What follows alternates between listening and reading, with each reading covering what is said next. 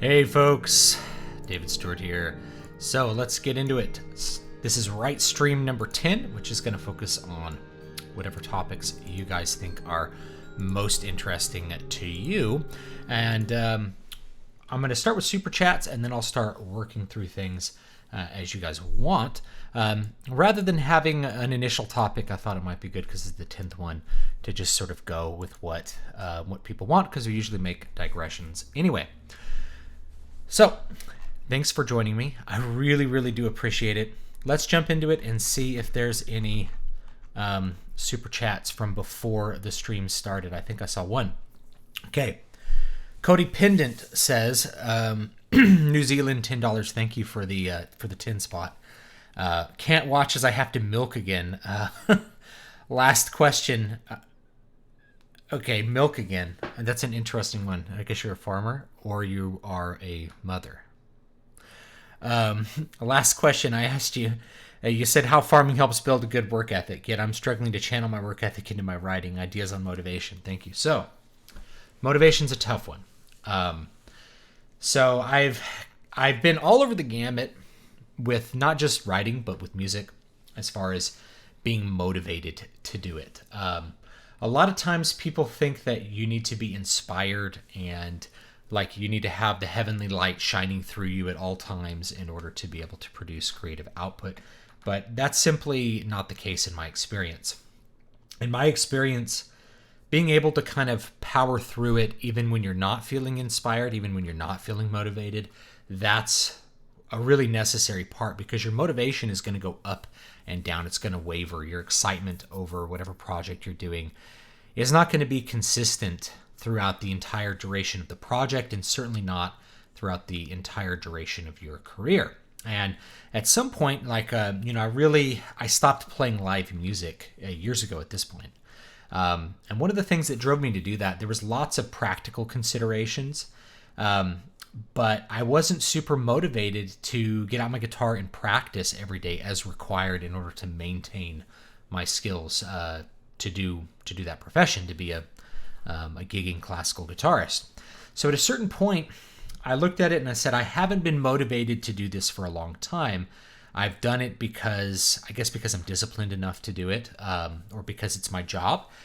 And I just looked at it as like a comparison, is that I'm looking at it like a job and I'm not enjoying the end product, so I should just have a different job. And especially when you compare it to almost any other kind of work, you actually make more money doing almost anything than like playing live music.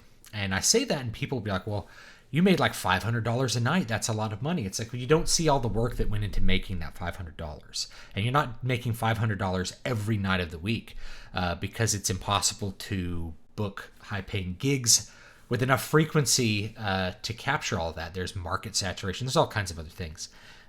So at some point, if your motivation is lacking for a really long period of time, it might be okay to stop and consider what you're doing on a deeper level and see if you want to continue. But if it's a temporary lull in your motivation, in my opinion, the best thing to do is have it in your schedule. So even if you're not super motivated to do it, you do it. It's kind of like being a farmer. So the farmer mindset essentially is that certain things have to get done at a certain time, or the failure of the farm will be significant. So if you fail to sow your crops at the right time, they won't be there to harvest, or they'll be of an inferior size. You're going to miss part of the growing season. You might miss part of the rainy season, depending on what you're doing. You may, if you're growing oranges, they may be subject to a freeze because you didn't put bees out at the right time, things like that. Or you may have a suboptimal crop output on your orchard because you didn't have the beekeeper come out on the right week, or you neglected certain things, so you didn't weed properly, so the trees don't grow as fast as they need to. There's lots of little things. Part of being a farmer, though, as far as the other side goes, is a lot of farming is sitting around and waiting for things to grow. So it's a lot of, you must do things in a certain deadline, but other times you just don't have that much you have to do. So in one side, it's a really good metaphor. On the other side, it's not the best, because a lot of farming seasons, if you're not doing animal husbandry, at least if you're in like the the chicken business, you're doing the same thing every day always. Like you're never working within seasons. But if you're growing a crop, a lot of times it's pruning up your orchard in spring, getting the bees out on time, and then just making sure your sprinklers work for a couple months, and then hiring people to pick your fruit and worrying about that. So there's a lot of sitting around and just doing maintenance. In a certain way, that's true of writing or any creative endeavor, where you have to be doing something in a limited amount of time and you can't really put it off, or you really choose not to put it off. You have a deadline. And then after that, things are a little bit looser and you can be more creative, or you can take things a little bit easier. Certainly once I work up to a deadline and get past that deadline, then I kind of feel like, okay, I can explore what I want to a little bit. And I usually tend to jump into new projects pretty quickly because I want to feel that initial creative spark. Right now, the last year, I've had a bunch of disruptions in my life that have really made it hard for me to actually have time to work. So for me, it's, even if I'm not super motivated, if I know I have 2 hours to work, it's like I'll try to make myself be productive for those 2 hours, even if I'm not feeling like on the top of my writing game or I'm tired. I'll do something that works towards my goals, even if it's maintenance, like working on a website or something like that. So motivation's a tough one. The best thing I could say is, like, the more you put it in your schedule, the more it becomes a thing that's something you do. Usually the motivation happens prior to the project's beginning. Like you have a great idea and you feel inspired to work on it, and then you start working with the idea and things get tough and you have to just kind of push through it. And then when you get close to the end, it's kind of like running a race. You get close to that end and you see that the end's in sight and you're within striking distance of publishing or finishing a book, and there's an excitement that leads up to actually completing that. So usually once you get halfway through, that's when motivation tends to kind of be difficult. The best thing I could say is, like, try to be consistent about your work, and eventually you're going to get through that hump and get to that part where you're really motivated again. And that goes for, this has been the case with almost every creative endeavor I've done, whether it's working up a recital or making an album, writing a book, and I've done all those things. So it's important to remember that the motivation will wane, but it will usually come back too, especially when you get close to completing a project that you're really excited to complete. So that's the best thing that I have to say about that. Let's see here. Somebody asking me on for a live stream. Send me an email, stu@davidvstewart.com, STEWART.com, or stu@dvspress.com, and we'll work from there. Or send me a PM on Twitter. I'm twitter.com/davidvstewart, and we'll try to work something out. I'm usually happy to go on live streams if people invite me, because it's usually fun and entertaining and just a break of the monotony of trying to be alone and everything, I guess. I tend to work alone in most cases. Let's see here. Problems of adaptation when it comes to writing. Books to film, books to game, game to film. So each medium, I've done a video on this. What's the problems when you're trying to adapt something? Each medium has its own language that it speaks through. So you must really make alterations to whatever source material you're adapting in order to make it fit the format of what you're doing. So if you're adapting a book to a book has no set length. A film really does. And as much as you could say, well, a film ought not have a set length, I agree, a film should not have a set length. It should be as long as it needs to be, or as short as it needs to be. The reality is the business wants 105-minute films, 90 to 105 minutes for most films. And if you're doing a more epic film, you have a looser way to play with that, but you're always going to have people that are going to be worried about the total length of the movie. And the longer the movie is, obviously, the more expensive it is. It goes on like that. So the format of movies is you're really trying to convey a lot of things visually. So if you're writing a mystery novel, just as an example, you're trying to convert a mystery novel into a movie. If you write a mystery novel in the first person, that first person perspective can create, with internal dialogue and all that stuff happening, that can create a lot of information for the reader to help them guess what's going on in the mystery. And being able to do that in a movie might be difficult or impossible, or require rewriting parts of the dialogue. You may have to add another character in because you can't have as much internal dialogue. It feels weird in a movie. You want to present things visually in a narrative, you can have a character focus on a detail and that works on the reader. But in a movie, if you just have a camera on a detail, someone might notice another detail that's part of the unraveling of the mystery. It kind of undoes what you're doing. So it's depending on the genre, it's more difficult too. So the best thing to think about when it comes to adapting is trying to keep what is the essence of the story, and those big plot points are always going to be consistent. What tends to happen, bad adaptations happen because the source material is not fitting to the destination format, I should say. Like a game to a movie. Games are not about story. Games are about gameplay. You don't play a story. You read a story, you watch a story, you play a game. So stories can be in games, but the story is really, when it's done well, is tailored to the way the gameplay works.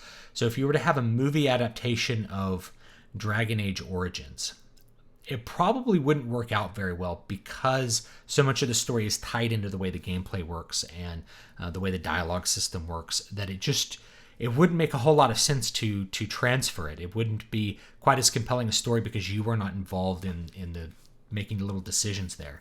So it made the story of Dragon Age Origins effective is the way it interacted with the gameplay. And you could probably say that with a lot of things. You can look up the Final Fantasy 13, the movie, which is just all the cutscenes of Final Fantasy 13.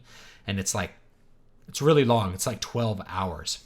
And you realize that the story, if you just watch the cutscenes, is told not very well, really at all.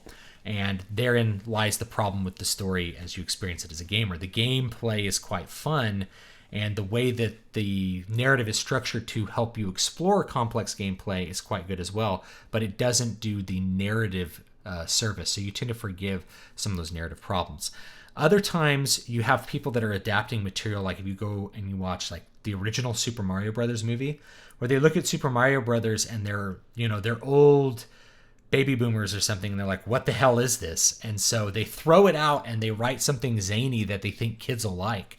And the kids really wanted something that was very true to the source material. And so there's another problem too. Hollywood likes to adapt source material because there's built-in fan bases, not because the source material is good.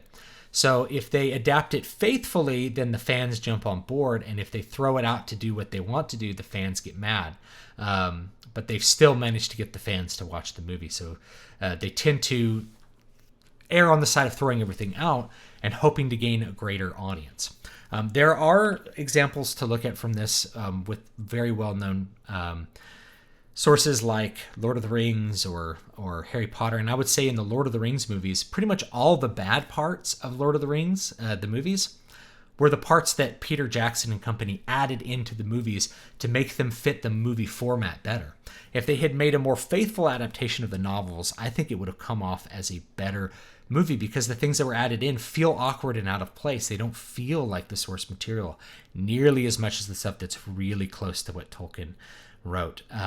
So that's one of the things, and I'm sure everyone is aware. They're like, how are we going to make this fit into a movie where you have these long wandering scenes? And it might have been a very interesting movie, and you may not have expanded the audience as much. But I think there was a lot of people who would never read the Lord of the Rings books and would never probably to go through with them and really enjoyed the movies. So I can't say that they made a bad decision doing that. I can just say that as a person who likes Tolkien, I didn't like those parts. So there's the two things that are balancing. I'd like to hear your thoughts on theology and religion. You're allowed to be offensive. Since this is a Writestream, I'll have to leave that for another stream. And also, it would take too long to try to explain every little thing. And I'd probably rather do it on a live stream, like get someone from a religious channel on to chat with me. I think that'd be more fun. Get like Taylor Marshall or someone on to have a chat with me. All right. This will be 3 a.m. in Central Europe. I have to go when I can go, not when Central Europe needs me. Topic: what is free will? Well, if you believe that you constructed that question, then what's built into it is the belief that you have free will. I will say, and now I'm touching on theology, the concept of election or unconditional election and free will are not necessarily in opposition, because One is an observer that's outside of the system, and one is a person that's in the system acting. So even though unconditional election might be a thing, that doesn't mean that you are not making decisions, or that the processes that you are making to create decisions are illusory or predetermined. All of this is built on an assumption that there's both omniscience and omnipotence across time. But free will and destiny are not necessarily in competition. I'm remembering one of the last lines of The Hobbit, which is where Gandalf asks Bilbo, "You're not starting to disbelieve the prophecies just because you had a hand in bringing them about, are you?" Which expresses a certain theological perspective that Tolkien had. And this really it goes back to, like, Boethius talked about this. It probably goes back to the very beginning of the Church Fathers, is that you can act with your will, but God, through his many machinations, is going to be directing those towards the betterment of his own plan. In other words, you're free to act as you will, but don't think that you're going to be able to actually counter God's plan, because as him being omnipotent and omniscient, he's going to be able to bend that into ways that you cannot foresee, that are really beyond you. And Tolkien expressed this also with the music of the Ainur, the way that Melkor was striving against the other Ainur. He was creating dissonance. Dissonance, and for those of you who are not musicians, dissonance is when you hear a non-mathematical relationship between musical elements. Usually this is harmonic dissonance. Harmonic dissonance would be pitches that are not mathematically related. I have a whole music theory series that will help you understand that. Rhythmic dissonance is also a thing, and that's where you hear rhythms that are not related to one another. So if you have a phasing, that's rhythmic dissonance. Guys like Steve Reich have used rhythmic dissonance to really good effect, very much able to isolate it. But rhythmic dissonance is not something that we use nearly as much as harmonic dissonance. So harmonic dissonance is not mathematical relationship. So that's what Melkor's doing. He's singing dissonance, and the dissonance is what creates the glory of the resolution. So by acting with your own will against God's will, and by being evil, or what Melkor was, being evil against Iluvatar, he's actually creating a greater effect for what consonance is. In other words, the consonance is enhanced through the action of dissonance. And that reflected, I believe, reflected Tolkien's theological view that, you can act against God, but don't think that you are making what he has planned, like you're making it, rendering incompatible, or you're rendering impotent or worse. You're going to only enhance the final resolution of the great symphony, in essence. So that's something that I find very, very interesting. Let's keep going down the list here.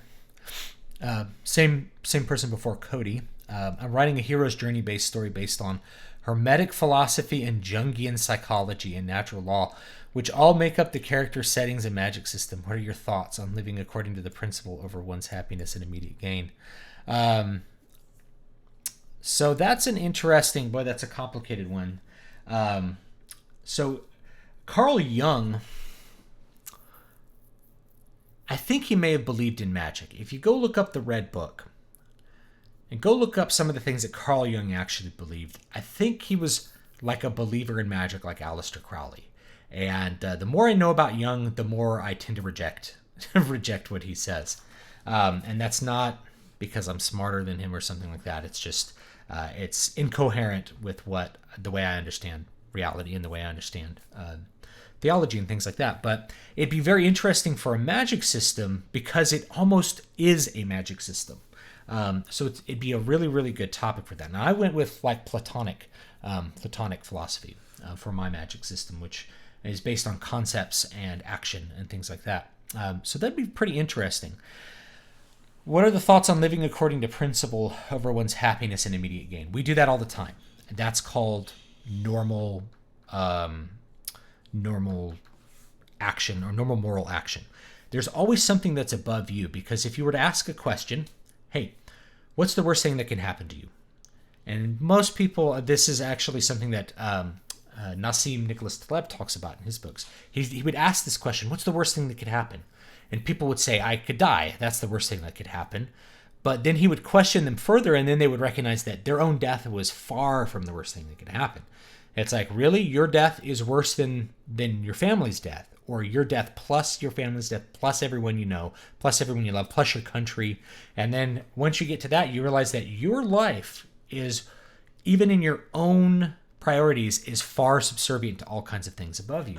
People routinely sacrifice their lives on behalf of principle. Socrates did it. And we know Socrates partly because he did it. So his memory lives on mostly because he did that. And people do that all the time. They choose to stand and fight in the narrow ravine to protect their homeland against an overwhelming army, knowing that they will die, like in the 300. Why? Why do they do that? Well, they could have just run away and like gone to, Macedon or somewhere and been cowards and lived in caves. But why didn't they do that? It's because they viewed their homeland of Greece, Sparta, they viewed their home cities as being of greater importance than their own lives. And chances are you think this way too, even if you're not aware of it. Because if I were to say, like, would you rather your children die or you die? People routinely would sacrifice themselves for their children, or view their own death as not nearly the worst thing that can happen. So most people actually live according to principle, and the people that we really detest are the ones who don't on any level. So cowards are people who do not live according to principle. Cowards are people who value their own immediate self-interest. They're continuing their life above the life of those that they should sacrifice their life for. And now this sounds weird, but this is like a natural thing. Different people have tried to express it logically in different ways. One of them was Richard Dawkins in I believe it's called the Selfish Gene. That why do people sacrifice themselves for their children? Well, their children are their genes. So on a genetic level, it's beneficial for people to protect their offspring because their offspring are them in a biological genetic sense. So it's completely rational for people to sacrifice themselves for others, because the survival of others is their own survival. When your tribe survives, you are surviving because you share the same genetic makeup, or your thoughts are within the tribe because you guys have similar ways of thinking. So your principles, which are part of your identity, you can only really say that you're going to abandon principles if principles are not part of your identity. If principles exist as part of you, if you say, I am a person who does not do something X, well, I need you to do something X or you're going to die. Well, you're essentially dead either way, right? You either die on the battlefield or you die every single day afterwards. And I don't remember the exact quote that was from that. I want to say it was Shakespeare. So you either die once or you die many times. Or a brave man dies once, a coward dies 1,000 deaths. Because your principles are part of who you are. I know that's kind of a long response, but it's an interesting one to think about. And so when I think about how characters do this, you could think of Return of the Jedi, where they're like, you must destroy Vader, and Luke says, I can't kill my own father. And they're like, then the Emperor has already won. And Luke's like, oh, I can't kill something that is me. Like, I can't kill my father. I have to be able to save my father. That was part of his principles, and he even was going to die for those principles at the end of the movie. And through that expression of his principles, it saves his father. So there's a great example that everybody should know, Return of the Jedi, that does that. There's numerous other books that go through that. Crime and Punishment by Dostoevsky explores some of these ideas to great effect. It's like deciding to step across that boundary of principle and be a criminal. There's lots of different good ones. Heart of Darkness by Joseph Conrad. There's lots of different things that explore that idea to really great extent, and of course the classics do as well. The Aeneid and especially the Odyssey, about principles. One of the themes you'll notice in the Odyssey is people eating at bad times, and versus eating when the gods decry that it's good to eat, or declare that it's good to eat. So there's a bunch of examples. I could do another live stream just on like classics or the Odyssey, but you'll see lots of them. Questions for later, as I'll be sawing logs when the stream develops. Good. It's good for your back. Does a rogue and or a bad boy character need a background more than a hint that the reader should know? The more mysterious they are, the more alluring they are.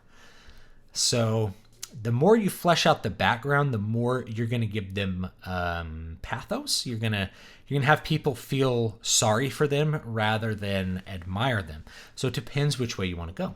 If you want people to feel sorry for them, then you have a movie like Solo.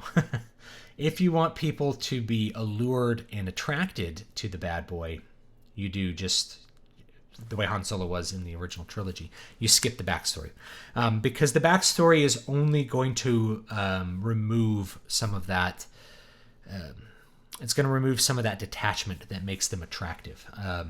Especially attractive to women or attractive to female characters. You want to look at it like that.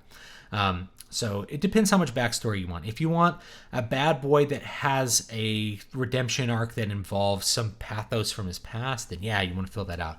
If not, you can just skip that and keep him being kind of a rebel through all of it. And sometimes people are rebels without some tragic backstory, by the way. Sometimes people just kind of, they're kind of sigmas on their own. You know, they just go against the order because that's their nature to. So, you know, do whichever way that is going to have that effect, however you want. Generally, bad boys, if you want them to be attractive, I would go lean on the backstory. That way they stay mysterious and aloof. What's a good balance between finding side minor characters more interesting than main protagonist antagonists, but when you go to write more about them, finding they don't do as well as a primary focus? It's a lot of what I just said. So as you get into the head of these auxiliary characters, they're not as interesting because you have to make them a little more human and a little more three-dimensional, which removes or softens their standout attributes. So if you have a supporting character that, you know, let's say he's like a ladies' man, right? Like women are really attracted to him. He's very good at talking up women. If you start doing things from his perspective, well, then you start to realize he has his own insecurities. He maybe acts like a robot around people, or he has like a dialogue that he goes through to be successful, or he doubts whether people actually like him or not. This is something that happens with a lot of rather sanguine individuals that have lots of friends or are very, very good at managing lots of different social interactions or being pickup artists. So you start to doubt whether anyone actually likes you. And I've known several people in my life that are like that. They were hyper successful socially, or maybe hyper successful sexually, but they were not.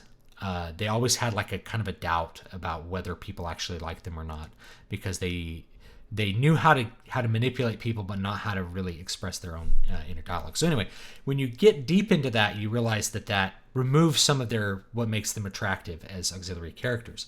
So if you have a character that's a ladies' man, it's good for him to kind of be aloof like that, and just be a little bit not completely defined, because that is there to draw contrast maybe to your main character, who's a little more awkward with women, let's say.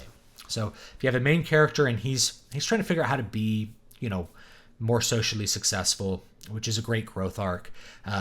You know, maybe he's a little bit nerdier. He's a little bit, he's just not as successful with women. And then you have his friend who's like a Chad. Well, you don't really need a growth arc for the Chad, right? You're only going to pathologize him, and make him seem like there's something wrong with him, to then like be not as successful. What you want is for him to be, you know, he can have flaws. You know, the other character can look at him and be like, why do girls like this Chad guy? Because he's not very smart. And you can start from there, and then that helps the character to grow and to understand what he's doing. And you can think of lots of different contrasts of that. So usually you want, oh, hello, Roan. Hi, I'm talking to people on YouTube. You want to come say hi? You want to come say hi? Hi. Hello. See, I'm online right now. I'm talking to people. I've got a show right now. Let me see. What's up? Did you want to just come say hi? Hi. What's Mommy doing right now? She's cooking Mommy mac and cheese for me. Oh, she's cooking mac and cheese for you? I go to the producer. Hey, yeah, you're touching my face. Where's the camera's where the blue lights are. You see that? What's on your shirt? Dinosaur. T-Rex. A T-Rex dinosaur? That's good. Hey, can I get back to work? Can I have some of your orange drink? Yeah, you want some orange drink?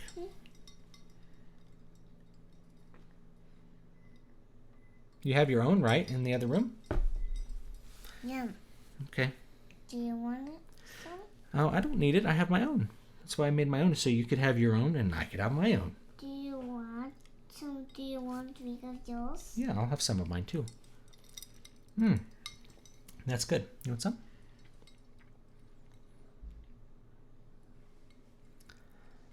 What's your name? Well. Roan. That's you. Bless you. Was that a real sneeze or pretend? Pretend you silly daddy Lucy. What are you doing with your tongue? Trying to lick you. Don't lick me. That's gross. Go get mommy, okay? And can you close the door behind you? Thank you. I'll be right back and then I'll come back. You said that. Okay. That was my son. Sorry. He wanted some attention, I guess, because I've locked away in my office. He wanted to see me. All right, let me jump through some more stuff here. So one of the things right now, I'll just let you know, is that the chat from before the video started, I have to look at it on a different page from the chat from when the video actually started. So I'm trying to get through the stuff that people put in before the video started. Let me see if I can get through some of those things. Star Trek Theory, thank you for joining me, longtime viewer. From whence cometh the next Star Wars Star Trek phenomenon? Is it possible splintered markets? Possible with Tesla coils and post-capitalism? I like that post-capitalism. Comic heroes don't speak to mass subconscious because they are elites. That's a great question. So let's look at whence cometh the original Star Trek. Well, it came from a small and very dedicated and fan base that really loved what Star Trek was. So Star Trek, the next Star Trek, can come from anything that has that also has some ability to be profitable on the large scale. Remember that most of your profit with anything comes from a smaller group of dedicated fans with these IPs. So like most of the money in Star Wars is not in those ticket sales. Most of it is in all the stuff that goes with it. You know, all the franchisement, the products that they make, getting people to come to Disneyland for $100 a day per person. All those things are where the value of Star Wars is. So anything that has that small dedicated fan base, like it could have been the next Star Wars or Star Trek could have been World of Warcraft. It could have been Warcraft, right? Because it had a small, super dedicated fan base. But Blizzard, rather than cultivating that, has tried to continue to widen the appeal, especially in the post-Activision years. And what they've ended up with is something that doesn't really have that dedicated fan base. It could be Warhammer. You know, Warhammer is very interesting as a small dedicated fan base. It could be Battletech. Now, these are older IPs, and it could be something like them. I really like Battletech. Battletech has an extremely dedicated and small fan base. If it could have something that would have a little bit larger appeal, I think people would dig it. But I don't know. Like, we finally have technology where you could have a Battletech movie that would actually be pretty cool. So it has to be one of those things. It has to start with a small and very dedicated fan base that really likes it, writes fan fiction for it, is willing to write letters to try to get things made, and then it'll grow from there. And it is one of those things that's going to be a black swan, because that's the nature of Star Trek, and it was the nature of Star Wars especially, is that you couldn't see ahead of time what was going to make it successful, which is why people didn't see Star Wars being successful ahead of time. George Lucas made the original Star Wars movie kind of the way he did because he didn't think he would make any more Star Wars movies. It's why you have 2 Death Stars, is because the conclusion of his original screenplay from 1975, which I've shared with lots of you before, which is very different, ends with this colossal battle that's very, very reminiscent of what happens on Endor. not what happens in the first Star Wars movie. So the ending of Return of the Jedi, I think, was much closer to what George Lucas really had envisioned. But anyway, the point is it's going to be a black swan, but what's going to make it is that there's a dedicated group of fans that somebody's really serving things to and are really able to continue to keep the IP going in the minds. Remember, Star Trek had a very rocky history. You had 3 seasons, 2 of which were on one network and one was on a different network. I'm trying to remember, I think it was CBS and NBC. Anyway, the 3rd season, there was like no budget, but they made just enough episodes that it went into, so that people could do reruns of it all the time. I'm trying to remember the word for that. Syndication, which got a lot more exposure, but created these dedicated fan base that really loved Star Trek. And through letter writing campaigns, they got the first movie made, and it was not a success. So through letter writing campaigns, they got the second movie made, and finally, Wrath of Khan. We have a good Star Trek movie, like the best Star Trek movie in most people's mind. And that created enough momentum that they got to make more movies. And after they made more movies, then it finally got to come back and be a series. They felt like there was enough mass appeal to make a TV series, broadcast TV series. And Star Trek's dropped off the map a couple times. I just heard that they were canceling the 4th Star Trek reboot movie, and Star Trek Discovery may go offline, and then it may come back after you've cleared out more of these people. Fans may still want Star Trek back. So I don't know. I don't know from whence it cometh, but I do know that it's going to start with fans. Because that's how all the other ones have started. So that to me seems like a necessary prerequisite, a heavily invested fan base. Okay, so I've gotten through the earlier chat, and let me jump back to more of the live chat. And thank you. I do thank you for the super chats. I really appreciate it. Let's see here.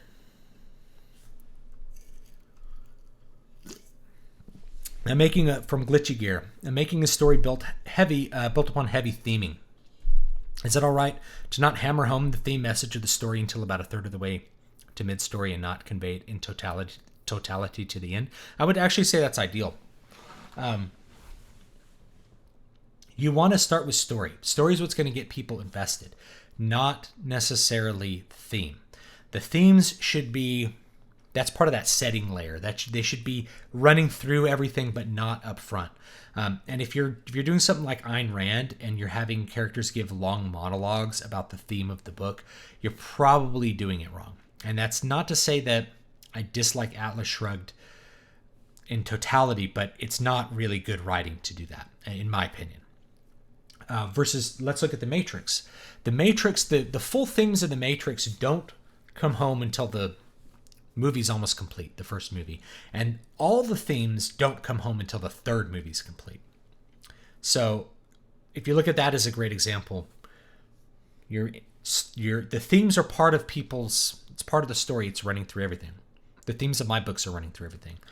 But you're telling the story, and that's exposing the themes as you go. That's probably the ideal way to do it, in my opinion, if you want to keep people on board to experience those themes. Same thing with like 1984, the themes are really heavy, but they occur through the story. They're exposed through the story. And there are some monologues where you just sort of explain things how they are because that's really efficient. But mostly those are occurring at critical story points where you get to really show people what the reality is. Like when you finally kind of figure out that the proles aren't ever going to do anything.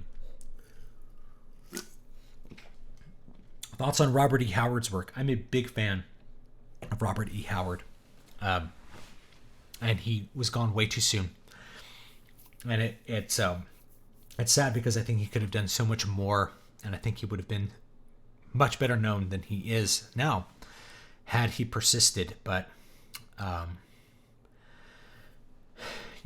but things were not working out for him, and he fell into despair.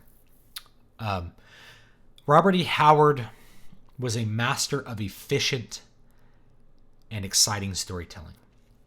He could write a story that was short, but packed with plot, packed with character interactions, and exposed the setting in a way that made you just want to keep reading more stories about it. That is the essence of Conan. You have a great central character that is very heroic, that people can admire and like, and you expose him quickly, efficiently, and through exciting, interesting stories that also show you pieces of the setting, which just makes you want to keep reading more of them. So Robert E. Howard is great. How do you know you enjoy writing? You try it out, and you persist at it. You got to try anything that you want to try. You got to try it for a while. And so to me, to know whether you really enjoy writing, there's lots of different processes that are involved in writing. There's planning, drafting, revising, and publishing. And you may dislike any one of those or even a majority of them and still love writing. So some people really don't like drafting, but they love planning. So I've met lots of people that love to plan their book out in detail. And then when they go to sit down and draft, it's just not as fun. For me, I like the drafting phase a lot. So I really enjoyed the process of getting the words on the page. It's exciting to me, but not always. Sometimes the motivation's not there. Sometimes it's not exciting, or it's hard, or it's boring. So it's not 100% I enjoy every moment of it. But I'm not crazy about the revision phase, the publication phase. I do them because that's part of it. But I do enjoy the publication phase as I get better at it. I enjoy setting things up. I enjoy figuring out how ads work and trying lots of different things out. So there's different parts of writing that you can be into. You don't have to be into, if you're not as into drafting as you are into planning, well, then do a really good job planning, and then push yourself through drafting a book, and then see how much you like revising. Because I know people who love planning and love revising and don't like drafting. I've met a bunch of people that are like that. And some people that their rough draft is really rough. For me, my rough draft comes out almost publication ready because I've done a little bit of planning ahead of time and because I really focus on making that draft good when I write it. So my rough draft comes out not very rough. There's always some revision to be done, and I do some revision, and then do proofreading and stuff, and then finally get it out. And then people are like, "There's still typos," and I'm like, "I'll go back, fix those typos," and I enjoy that process. So I don't enjoy everything equally, though. I like drafting the best. So it just depends. You got to try it, give it a good effort. And if you feel like one novel's a lot to do, even if you get to the end of it and you're like, I don't think I enjoy writing as a writer. Well, you still completed a novel, and most people can't do that. And that's pretty cool. Solomon Kane's cool as well as Conan, yes. All that stuff's good. What kind of books do I write? You can go read them. So I've written historical fiction, fantasy, science fiction, fairy tales, and quite a few nonfiction articles as well.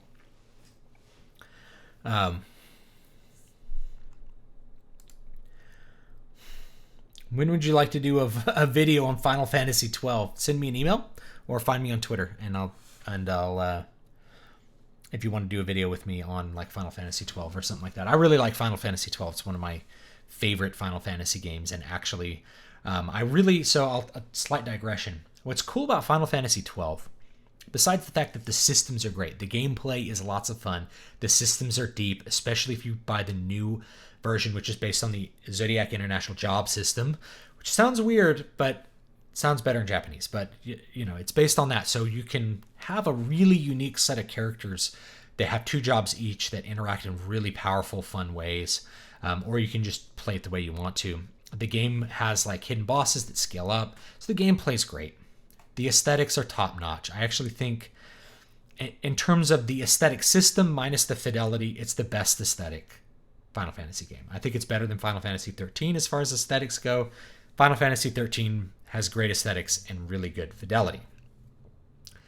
But it's the story of Final Fantasy 12. There's a lot to it, but I think people were complaining. They're like, this guy Van, he's such a know nothing character. He's an everyman, but he's witnessing and just taking part in a story that he's really not the main actor in. He's kind of along for the ride and watching all these other kind of larger than life characters do things. And then I really like the setting of Final Fantasy 12. So it's one of my most recommended Final Fantasy games. Although I understand why some people don't like it. especially if you're expecting something like Final Fantasy 7 or 8. It's quite different from those. What characteristics make a character that readers relate to and empathize with? Is this something you can consciously think about when crafting characters, or do they spring from people you know? I don't copy people I know that I know of. Not consciously, at least. But I've met a lot of people, so personality traits I may get from people I know, but I don't copy people I know. I think about what is going to make the character have the function that I want, and what's going to make that character have a connection to readers. So what makes a character most endearing to readers is not their strengths, but their flaws along with their strengths, especially their flaws.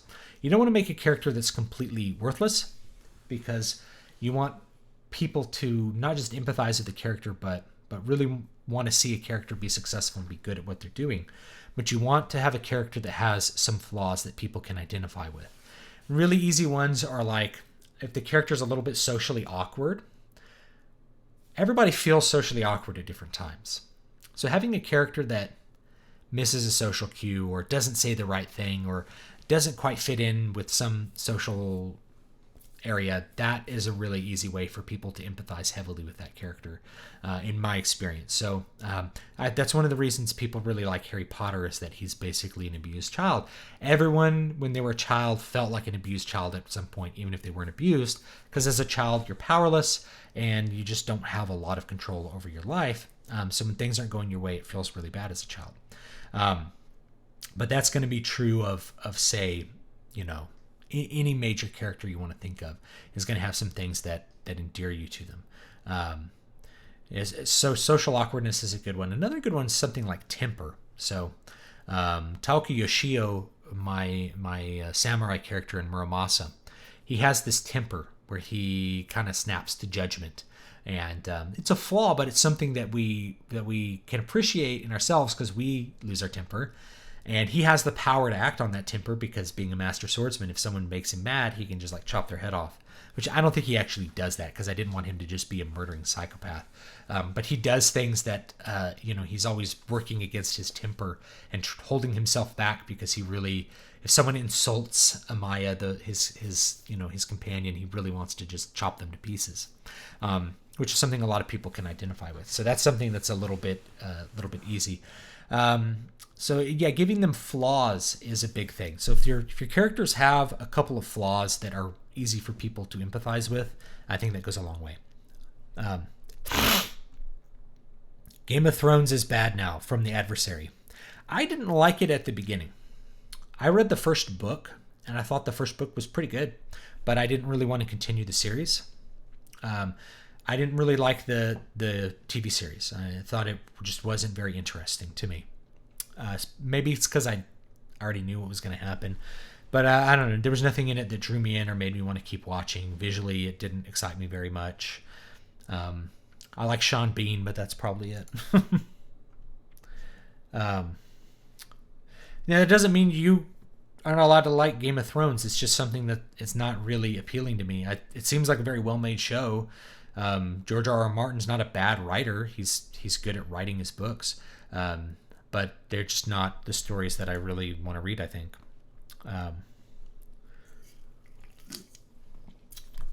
Glitchy Gear says, video games are not about gameplay. Games are about experience. You tell a story in games through experiences. You tell a story in any other medium by way of observations. Video games are about gameplay, because that's what defines a video game. Just like how a movie is about visuals, because that's what defines it. So whatever defines it, that's the thing that really is going to be that which has primacy. If you play something like Super Hexagon has visuals, it has sounds, and it has gameplay. What makes Super Hexagon is not the soundtrack, and it's not even the colors or the shapes. It's the way that the gameplay happens with those colors and shapes. So they all work together, but it's the gameplay is like that critical piece. So if you don't have good gameplay in a game, people aren't going to play it. That's another thing. This is just a practical observation. If your game doesn't have good gameplay, it's really hard to get people to play through it, even if it has a great story. That's just how it is. Because they can watch a great story on TV. If they have to work against bad gameplay to interact with the story, they're just going to skip it and do something else. That's something that I think probably holds true. But they are about experience. So Glitchy Gear, you are correct. It is about an experience, right? And part of the experience is your interaction with those things, the fact that a game is interactive, which is the gameplay. So how you interact with that, that's the gameplay. So you could make a game that's just about dialogue choices, and that's the game. You're gamifying dialogue choices. And that's a sub game of something that's most RPGs, like a BioWare RPG. Dialogue choices in KOTOR are a big deal. But so is combating enemy players. And sometimes you invest points like in your persuasion so you can unlock more dialogue stuff. That's interacting with the game as well. So the systems in total are what controls that experience. So it's very important to have the systems in total control that experience. And you're going to create experiences that are reactive to the way that you control the experience. So an RPG like KOTOR will have dialogue options that are intentionally built on people's choices with how they're going to interact with the systems. That's very difficult to translate into a movie. And it's not going to have the same effect as the main thing. You can't create the experience of satisfyingly commanding someone because you chose to put a point in into like force persuasion earlier in the game. Some Okie dude says, I'm just pissed George hasn't finished the goddamn books. What else does he have to do? That's a great point. People are complaining that Patrick Rothfuss hasn't finished his bad little trilogy. And I'm like, I don't know what else this guy has to do. You know, I have a lot of stuff that I do on a given day. I have a huge amount of demands on my time, and somehow I manage to do things. So I wonder what these other people are doing. Is it just like the pressure's too much? Maybe, yeah, I could imagine with George R.R. Martin, the pressure's just too high at this point. It's like no matter what you write, people are not going to like it because you've written yourself into such a place that it's going to require some of the best writing. It's going to require the best writing you've ever done, and people are probably still going to hate what you're going to do. Like, I don't envy George R.R. Martin the task of writing the final book or books for Game of Thrones or for Song of Ice and Fire. I don't envy him that task, but I also don't feel that bad for him because he's made a ton of money off of it. So when you have lots of money, I don't feel quite as bad about it. But at the same time, I could say pressure is going to be high, and he's probably not going to get some gigantic reward out of doing what he's doing and pissing off fans because there's no way to conclude that while making everyone happy. Different people have different expectations and wants for how those characters are going to end up panning out. It's just he's in an impossible situation. I think possibly for Patrick Rothfuss, because it was very clear. I haven't read the second book after Name of the Wind, but it was very clear with Name of the Wind he had no plan for what he was doing. So when you have no plan, Stephen King had this problem with Dark Tower, is that as you get further and further into the series, things get worse and worse because you haven't planned where you're going from the get-go. You just thought that you'd figure it out as you were going. And sometimes you do, sometimes you don't. And if you don't, then it makes it hard. The Crusader says, glad to be able to catch the stream for once. It's 3:15 a.m. in Norway. Well, thank you for coming on from the frozen north. I hope you're not too cold in the land of ice and fire. No, that's really Iceland, but Norway. I need to go to Norway sometime, just so that I can say I've been and seen the sights. So after we have our second kid, we're going to try to figure out a Europe trip, go see the homeland. Briefly on spoofs/parodies, two-part question. Is it important to know enough tropes, cliches, the themes of the targeted genre to bend, break the rules, or insert ridiculous ones? Does too much absurdity exist? I think you really got to know the tropes to play with them, because you're trying to play to people's expectations. So if you're making a spoof, you really want to play heavy on those tropes. I think the best ones do that. Something like Naked Gun. It's just nonstop. Here's this thing that you've seen a million times, and now we're being funny with it. So you really need to know that stuff. I wouldn't try to spoof something that I didn't know really well. Like, I could spoof Star Trek. I could spoof Star Wars. I could spoof Lord of the Rings. I don't think I could spoof Game of Thrones because I just haven't watched it enough. Other people can spoof it. who know that better, right? So if they were like, hey, can you write a Game of Thrones spoof? It's like, well, now I got to go read the books and watch all the shows and figure out and go read a bunch of articles to figure out what people were actually reacting to figure out what expectations are. New here. Would be interesting to know how you would handle a society or culture changing. Oh, I missed that. Changing over the course of time. I think that was what it said. Sorry. I just lost it. Culture changing over the course of a book. I'll get to the super chat in just a second. How would you handle society or culture changing over the course of a book? Well, you do it through snapshots. This is how I would do it, because this is how I prefer to tell my stories. So I kind of think like a screenwriter, because that's really where I really honed most of my chops, is writing screenplays, which will at this point probably never be produced. But I wrote them, and it was a great exercise because you're looking at scenes. So you're presenting things through dialogue and visuals. So you show a scene of something changing, like maybe people are becoming poorer, right? So you show a scene of people fighting over the last loaf of bread, right? And that shows something significant. Or maybe people are becoming less trustful of their neighbors. So you just show a scene where somebody accuses their neighbor of stealing from them. So you show those scenes and you mix them in, and you have the characters maybe see them as they're passing by. That's ways that you can show a culture and change. It's usually through snapshots, and you want those to contrast with something else that has been presented earlier in the book. So if you have early in the book, people are very trusting and very neighborly. Later in the book, they're not, because some fundamental changes happen, like body snatchers have come in and changed things, or like there was an invasion of people, and so it changed the way things are. There was a famine, whatever it's going to be. Let me take a look at the super chat real quick. From Togglefoot, thank you for the $10. I really appreciate it. Forgive me if I've missed it, but did you find any problems with Thanos' motivation from Infinity War? Yes, I did at least one video on it. So Thanos' motivations were based on the work of a guy named Thomas Robert Malthus, who went by Robert Malthus when he was alive. So you're probably going to find more of his writings in a Robert Malthus. Robert Malthus was an intellectual yet idiot, one of the classic examples. What he believed is he had this whole theory that was based on carrying capacity, like carrying capacity of an environment, and applying that to human beings. So what he believed is that, there's a finite amount of food. And you can see this like in a closed environment, like maybe you have only so much bamboo that the pandas can eat. Obviously, if there's more pandas and not enough bamboo, the pandas are going to starve, right? So this starts with this kind of logical basis.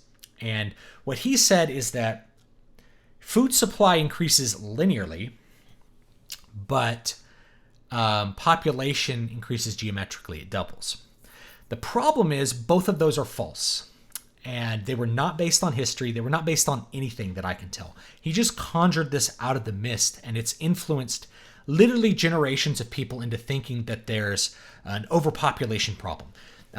People thought there was an overpopulation problem in the 18th century when there was like 500 million people on the planet. Now there's like 7 billion, and people still think there's so every single generation has looked at this and thought that there was some impending famine because of overpopulation.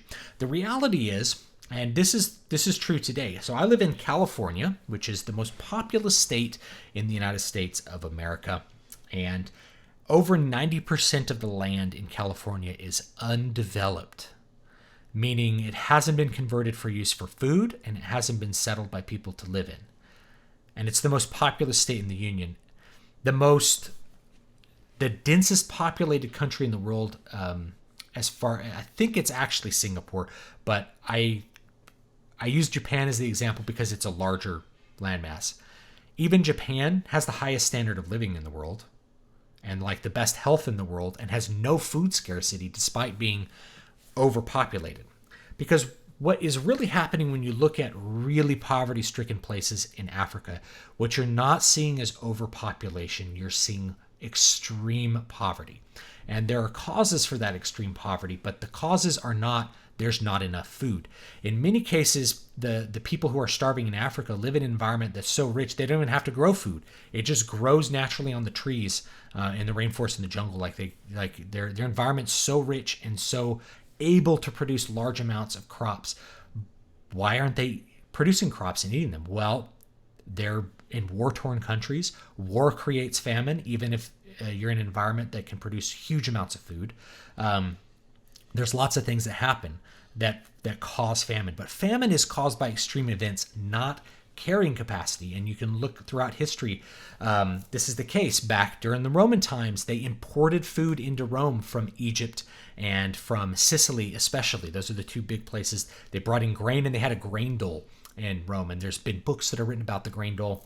They didn't have food scarcity, even though they didn't have enough surrounding land to feed the people that were in Rome. Because they were an empire, they were allowed to bring in more food. That's what allowed Rome to be the biggest city in the ancient world.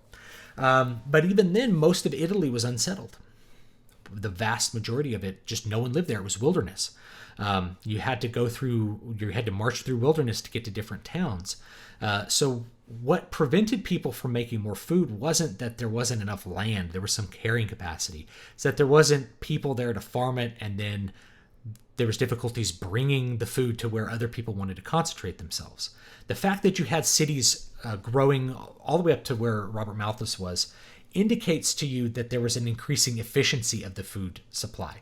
The reality is that the population was not exploding during the Middle Ages, not because of starvation, but because of disease, war, other things that devastate populations, not food scarcity. In fact, going back to the farmer mindset, medieval peasants apparently only worked like 100 days a year.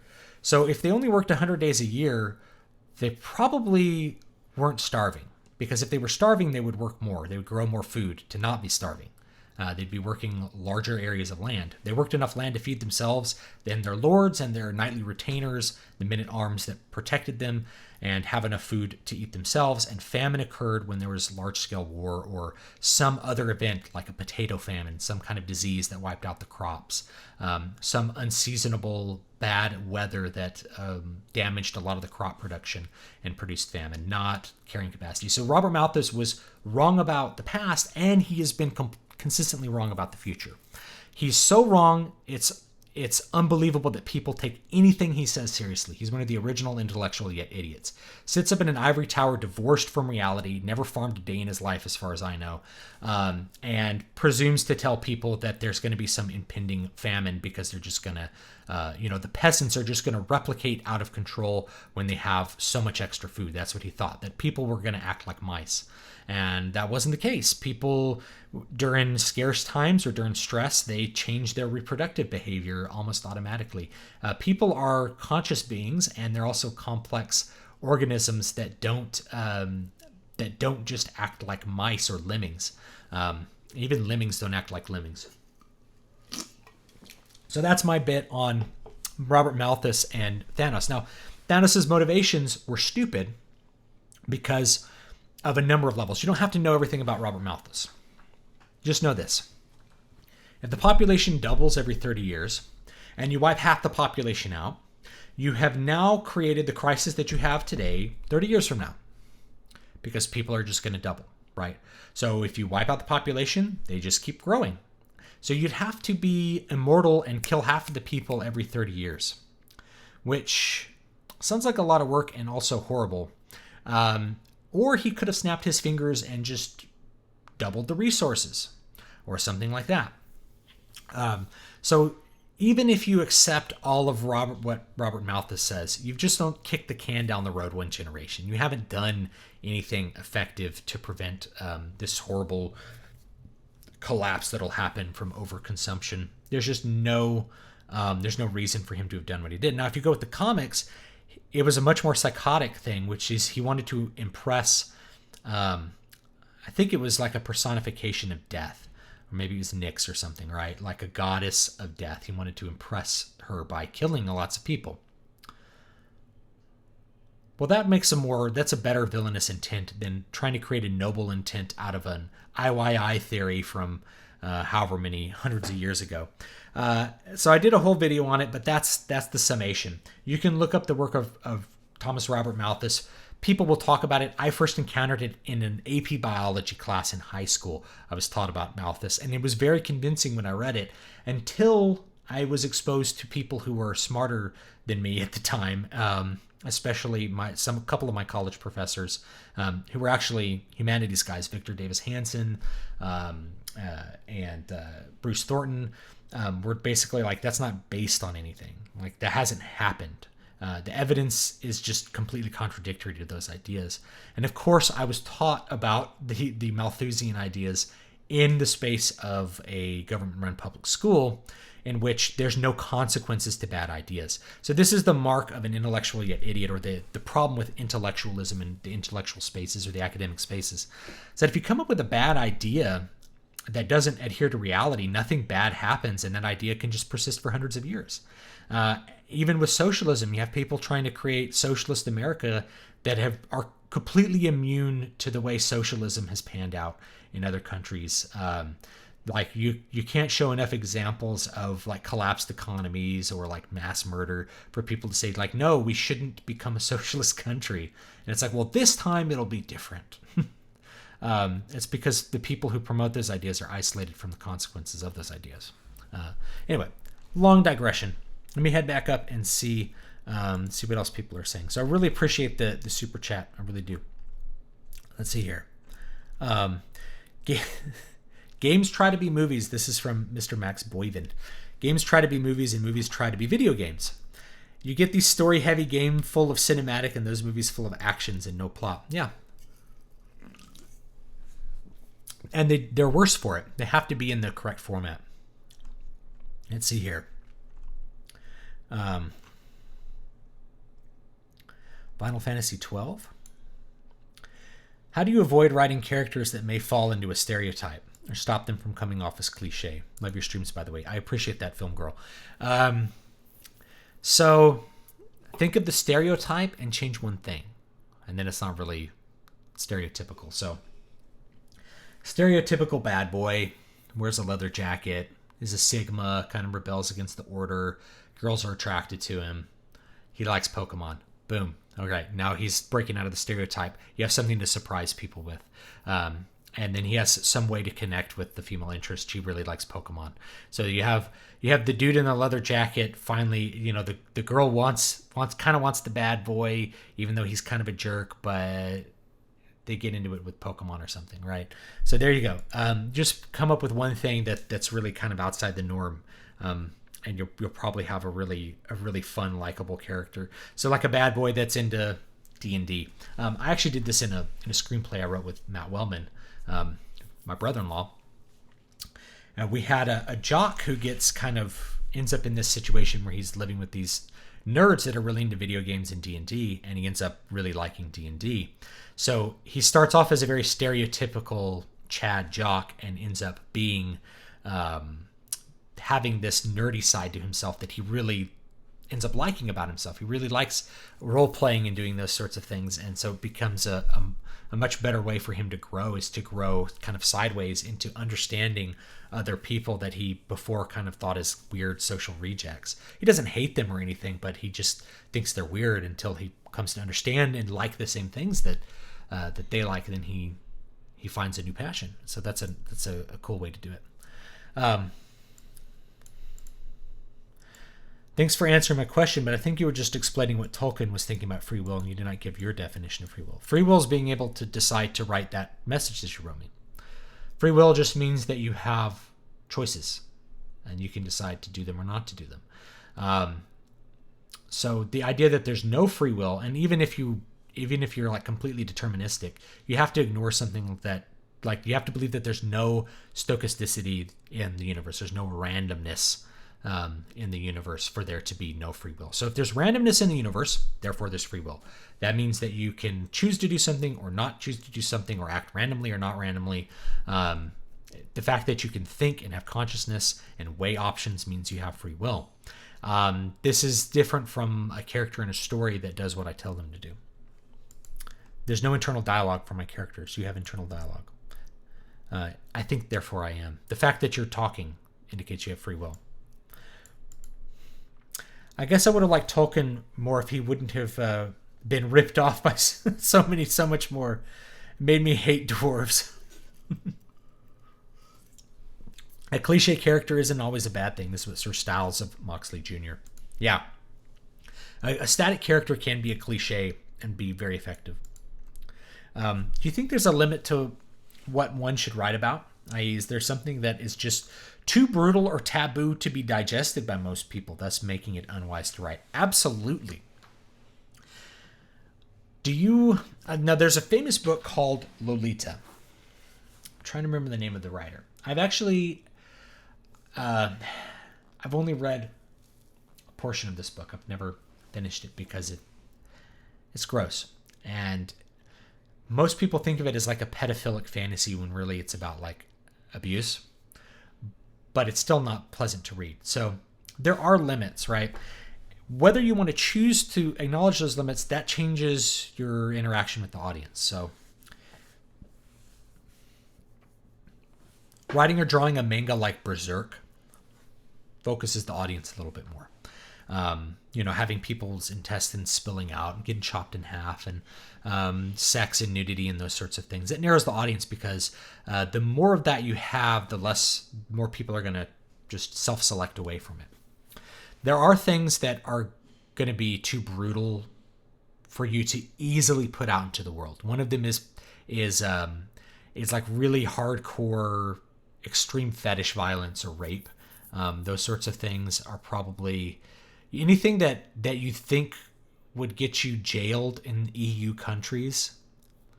You can do it, but you're not going to find a big audience for it, and chances are there might be a lot of negative repercussions for writing about it. So if you write a fantasy about Hitler being the good guy and a bunch of other things happening, then you may find that no one wants to read that book. So the limits really are determined to me by the market, and that's the way I view it, because I don't believe in like moral limits to writing fiction, right? Like you're not doing anything evil per se by writing about evil or describing a brutal act, but that does limit your audience quite a bit. Same thing with language, right? So it depends on how wide a net you want to cast and how essential that brutality is to what you're doing. If you want to do grimdark fantasy that's full of theft, rape, and murder, you can do that. You're going to attract grimdark fantasy fans. If you want to do fantasy that appeals to a wider audience, then you need to avoid those. And depending on what kind of story you want to write, what kind of mood you want to set, you may need to include that. If you want to write really dark fantasy, you need to have some dark imagery. And a lot of my fantasy books have a little bit of dark or grotesque imagery.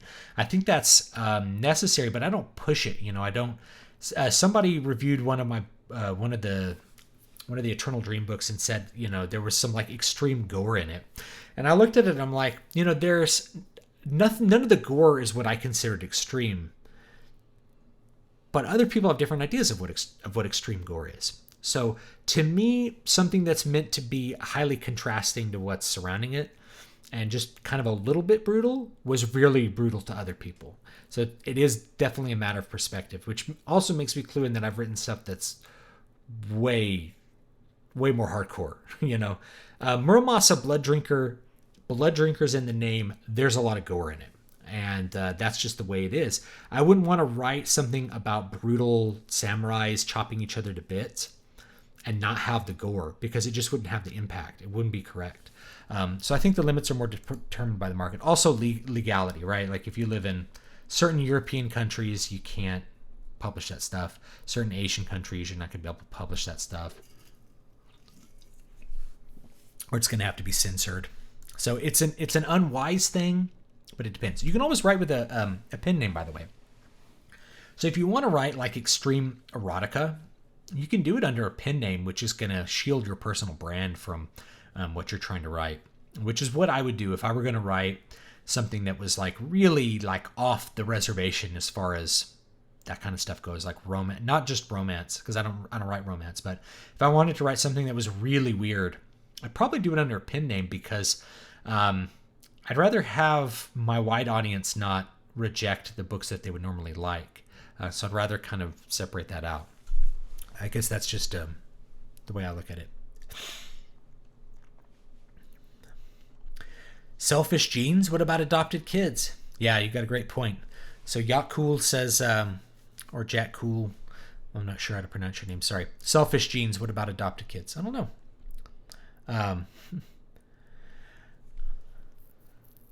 I've recently read about pulp speed. Authors wrote at a rate of 3,000 to 4,000 words a day, only editing what the editor demanded. Could current day writers benefit from this mindset? Absolutely. Current writers have this mindset. So 3,000 to 4,000 words a day is not that much.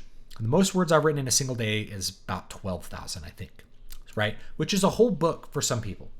I think famously, Michael Moorcock could write a book in a week or in a 3-day weekend. He would sit down and just like write furiously tens of thousands of words a day until he finished. Just edit the stuff that needed to be fixed, and there it goes. That's how it works. Robert Jordan wrote a book when he was an English teacher. I think he was an English teacher. Might have taught something else. He wrote a book on his spring break. He wrote a Conan book. You know, that's crazy when you stop and think about it. But I've written books in 30 days. I wrote and published 3 books in like 60 days. So pushing it, yeah, you can totally do that. Lots of people try to write 3,000 to 4,000 words a day and put out lots of stuff.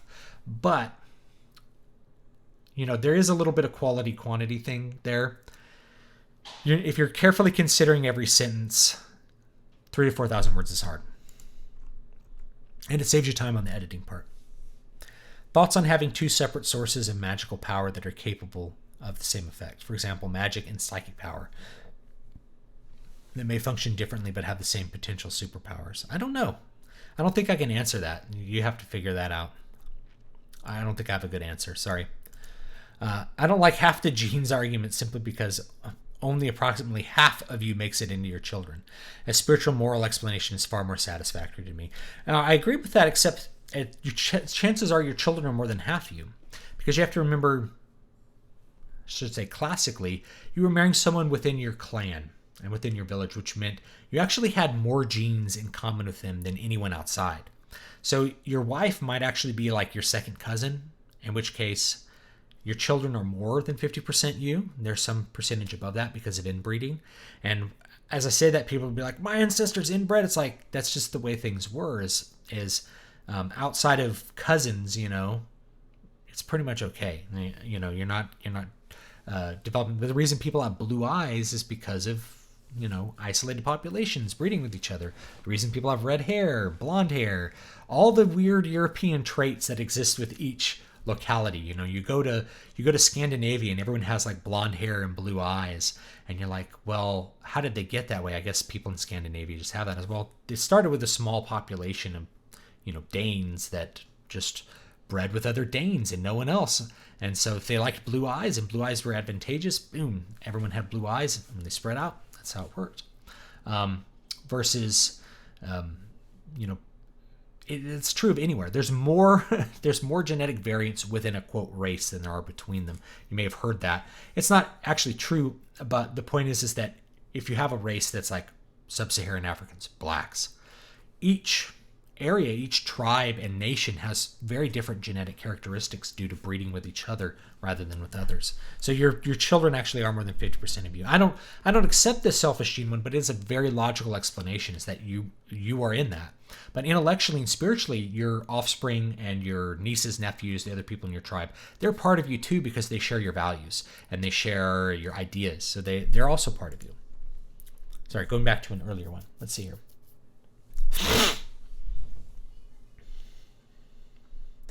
Tolkien or Moorcock? I like Tolkien better, but that's not because I don't like Moorcock. I really like Michael Moorcock a lot. Moorcock considered himself a very different author from Tolkien, and so he is. And I like his books a lot as well. And the thing is, I think, you know, Moorcock wrote a lot of stuff that's like, I'm not like Tolkien, and Tolkien's writing sucks, and then later he's like, yeah, it's good, but I just wish people hadn't copied it as much. I think they actually would have gotten along well because they're both libertarians. Really, Tolkien was an anarchist, and Moorcock is more just, you know, anarcho-capitalist libertarian kind of guy. He used to write a lot of articles on libertarianism. He wrote a great one back in the 70s called Starship Stormtroopers that was just kind of picking apart the libertarianism of Robert Heinlein. That's pretty interesting. You can look up that article if you want a good read.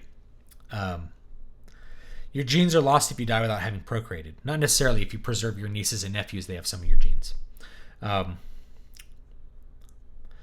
Solo was the most disappointing Star Wars movie ever. I didn't have super high expectations. I found it less disappointing than most of the others, but I don't know. I wasn't expecting the movie that I think other people were.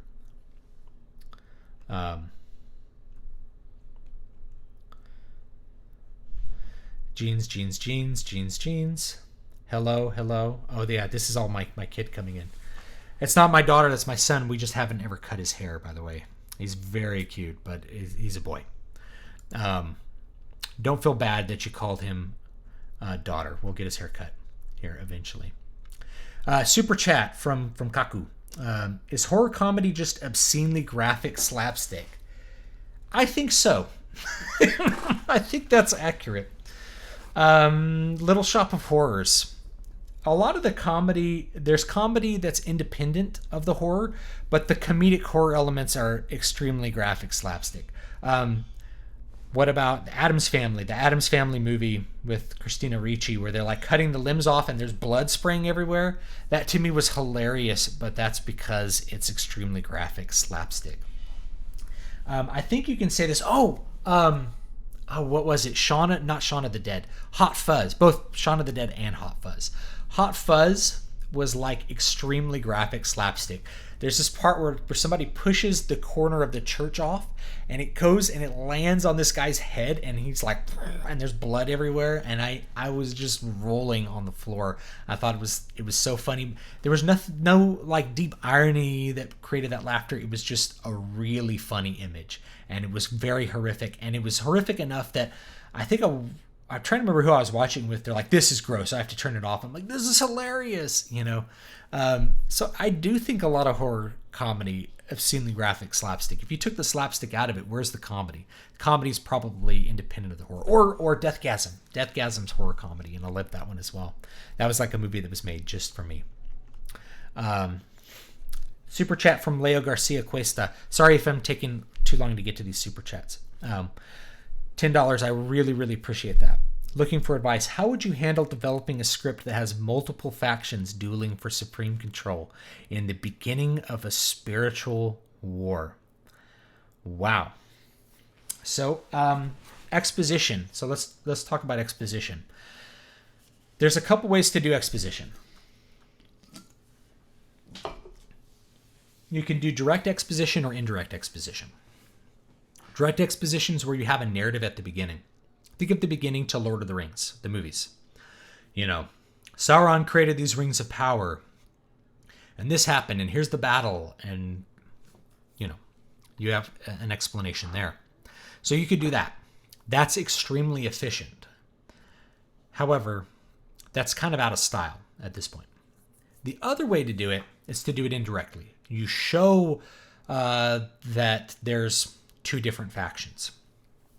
So I would start with the scene of one faction, and you can have them discussing their attack on this other faction, and maybe explaining, you know, indirectly. Oh, hey, what's up, buddy? I see Mommy's coming. Hi. Come on, let's go. Daddy's working. I don't want to go. You don't want to go, bud? I wanted to come check on you. You want to come check on me? Mm-hmm. You want to say hi again? Hi. Say hi. Who is it? Who is it? I don't know, Daddy. You're cute. Are you a cute boy? I'm trying to touch the computer. No, don't touch the computer. Come on, Dad. Let me go play with it. It's white. Yeah, there's lights. What color lights do you see? I see blue and red and I'm white. Blue and red and white. Okay, Okay. now. Okay. Oh, wait, I'm white. We're not ones. Okay, go. Ready, set, go. There he goes. All right. Sorry for that. So yeah, how to do exposition. So you show one faction maybe getting ready to attack another. Another way you could do this would be like if you have an opening scene that's an inquisition. you have one faction like interrogating a member of the other faction and accusing him of various spiritual crimes. I think like Spanish Inquisition. That's how I would try to expose this stuff. Because then you get the ideas from the outset and you have conflict right from the beginning and you have some sort of action happening. You can really get people's attention with like a torture scene at the beginning, or maybe not torture, but interrogation, depending on what those two factions are like. And then you can go from there. So that's one of the ways that I would think about exposition. Have scenes that show each faction. And you can, depending on how much sympathy you want to elicit with each one or how you want to control that, you can mostly ignore one faction and then bring in the sympathy later as kind of like a gotcha. Or you can have sympathy for both and just kind of have a neutral voice on the conflict as a writer. Just showing the conflict and not letting the audience make their decisions about who's right. So that's one of the ways that I would handle that. One is directly exposition. This is how you do it. This is what these two factions believe. The other one is showing one faction getting ready to attack another or showing an Inquisition scene. Those are two great solutions to that. Let's go back up here and see. There's so much I miss. I'm so far behind. I'm very sorry. Talked about Thanos. I sent a super chat a while back. If it's still in the feed, mind taking a glance. Let me see if I can find it. I'm so sorry if I can't find it. Oh, Joseph Feely, here it is. Sorry I missed this one. What do you think of the recent trend towards a more grounded and gritty fantasy, a la The Witcher and Game of Thrones? How does it compare to Lord of the Rings? So, I think The Witcher and Game of Thrones have themes which are a little bit more visceral. They're a little bit more immediate, and they're a little bit more about how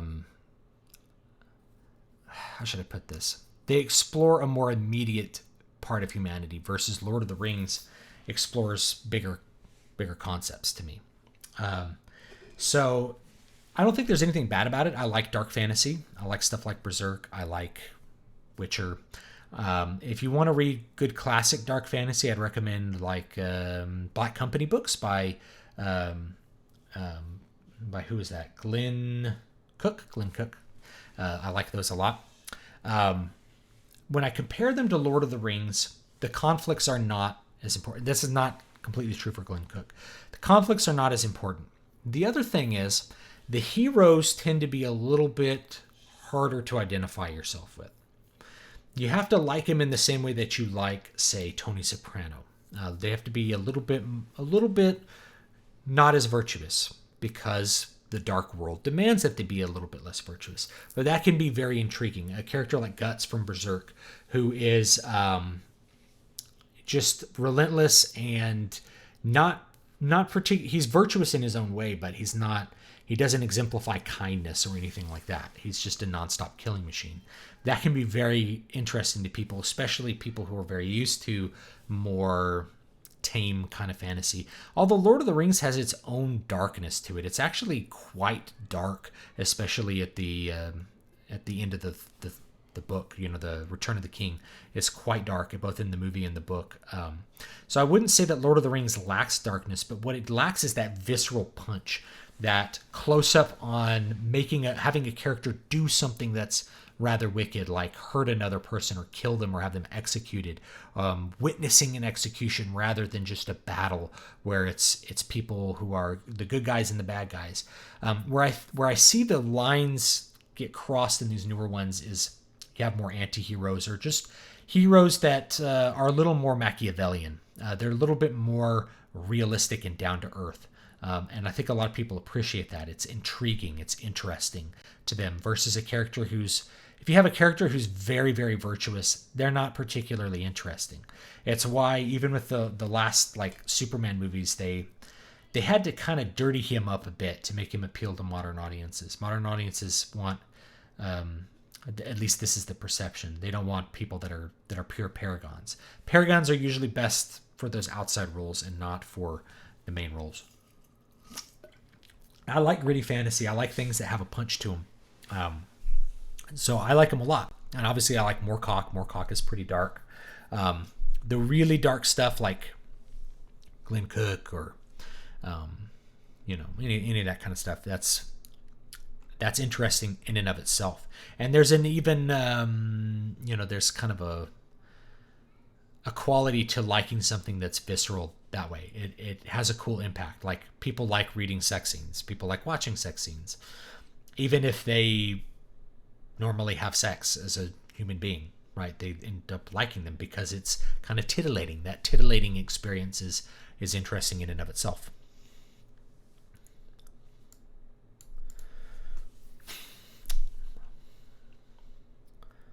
Okay. Since this is the random stream, I wanted to tell you that your content's been an anchor of reassurance and wisdom as I've turned my life around this past year, Dave. Thank you. I really appreciate that. I'm not like a flawless person, and I'm not completely, I've had a lot of upheaval in my life. I've moved, and we've had some crises in our extended family that we've had to deal with that have, my big struggle over the last year has been I haven't been able to put out as much stuff as I wanted to put out, as my usual like extreme personality demands that I do. So I only came out with Anita Lash books last year, and I wanted to come out with way more. In fact, I finished more books, but I got to the end of the books and they needed more work, and I didn't have time to do the editing, and I had all these disruptions. And I even announced a book on my email list at the end of last year, and then I had this move happen, and I still haven't finished the book, and I haven't gotten it ready to publish. And it's because I've had so much to do. I've had to be very forgiving with myself when it comes to being super productive, because I realized that if you want to play the long game, you can't ignore things like your health. You can't ignore your mental health either, or your spiritual health. You can't ignore your family. All those things have to be functioning, because there's no point in sacrificing that to get work done. So that's been my struggle over the last year, and it's kind of kept me grounded. I haven't been quite as productive. Like 2018 wasn't as productive a year as 2017 was, for sure. 2017, I came out with I wrote several books and produced an album, or came out with an album. I did a lot of stuff in 2017, and that was with an infant son and working full time. Then I went to being like full-time dad, and my productivity has been low, but it's not, you have to kind of forgive yourself sometimes. So I really appreciate that. Let me see if there's any other super chats I missed. I really don't want to miss super chats, because that's how you absolutely are guaranteed to get my attention. Is there any other ones before I start looking at random questions? Thanos. Okay, I think that's it. Let's see if there's some more stuff. What's your favorite genre to write? It's from Jared. You've made so many videos regarding fantasy and science fiction. I'm curious if those are your two favorite genres to write in. Yeah, fantasy is probably my favorite, because it has the most options for expressing different things. I've written historical fiction. I'll probably come out with another historical fiction book this year that I wrote in the past, but which requires more editing than I felt like I had the energy to do, or the mood to do, the energy to do. And I like historical fiction a lot, which is why I talk about history a lot. But history influences fantasy, so it kind of rolls into there. There are genres that I like to read, which I don't usually write, like Westerns. I don't know why, I just don't feel compelled. I don't feel inspired to write Westerns, so none of the stories I come up with usually are Westerns. I do have one book that may come out under a pen name that is not, it'll be a comedy. And the reason it's going to come out under a pen name, I can't say, but other than it just doesn't really fit the brand. But I do write stuff that's outside of that from time to time, but fantasy is where I get most inspired to do. It's where I get really energized to write. It's what I really love to do, is the fantasy stuff. Which has a terrible, another super chat from Kaku. Which has terrible story pace, Dragon Ball Z or professional wrestling, WWE? I haven't watched professional wrestling since I was a kid. I'm going to go with Dragon Ball Z, though. Dragon Ball Z, at least in WWE, there's usually some violence that happens. in a given episode of WWE Raw or WWF Raw. Whereas with Dragon Ball Z, there'll be whole episodes of them looking at each other and powering up before they even fight. So we used to call those, me and my roommate used to joke about them. We call them power up episodes. We're like, oh, this is a power up episode where nothing happens. And they would do that when producing these animes because, first of all, they needed to stretch small budgets into long series. And what they do for these, they did all kinds of animation tricks, by the way. So they'd have kind of a still image, or they'd have a 2-frame animation, maybe of like Goku's hair, like doing the supersonic thing. And they just pan across it, right? So they would just do a pan version of it, which meant they only had to draw like 2 or 3 assets to make 10 seconds of shot. And then maybe he's talking internally or he's saying something to his opponent, and then you just have a big power up, and then the episode ends and it's like, what's gonna happen next time? It's like, have they ever found any Dragon Balls? I don't know. I remember, was this an American series? I remember a series from when I was a kid called Pirates of Darkwater. They used to do this, right? Like they set it up as like a quest, we got to find these 14 crystals or something. And they never found any. They found like one, before the series was canceled, because they would just stretch things episode to episode. Maybe to save money or something like that. So I think Dragon Ball Z probably has worse pacing because there's Dragon Ball Z episodes where you think there's going to be violence and there's literally no violence. So that's my answer to that. I haven't watched either one in so long though. And I only watched Dragon Ball Z because it was something that was on television that was tolerable to watch. I don't really like Dragon Ball Z. I'm not a fan of Dragon Ball Z, really. Oh, I'm thinking about 20 minutes behind. I'm really sorry if I'm super far behind. There's just so much in the chat. It's so hard to keep up. If you have a character that isn't necessarily the paragon of virtue but strives to be that, opens up the potential of internal conflict where the character may regret past actions. Totally. And it makes you like them, but it can also make you respect them less. Have you ever played Dark Souls? I have. Dark Souls is okay. The gameplay... Dark Souls is okay. I'll have to make a separate video on my actual opinion of Dark Souls. I don't have time to really talk about it. I like it. I like hard games. The problem is, as I get older, sometimes if the difficulty curve is so high that it starts sinking time, then I get annoyed with that. In some cases, Dark Souls can just be unfair. Same thing with Bloodborne. And that's a little bit annoying, but you can usually get past those parts. I usually don't feel like most of the stuff in Dark Souls is unfair. It's just very, very challenging.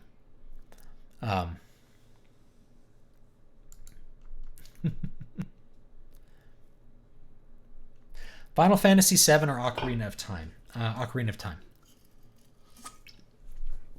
Final Fantasy VII is actually...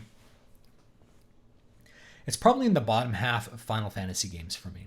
It's not a bad game, but I just didn't really like the story, and I thought a lot of the story and the characters, I didn't really like them, even when it came out. I remember this intro, they had this direct exposition, an elite group known as Soldier. I'm like, well, this is going to be stupid. But it had something to do with the way that they translated it. It came out a little weird. It's not that Final Fantasy is bad. I know why people like it. For a lot of people, that was their first big Final Fantasy game. But I'd been playing them before that, and it was just a good game.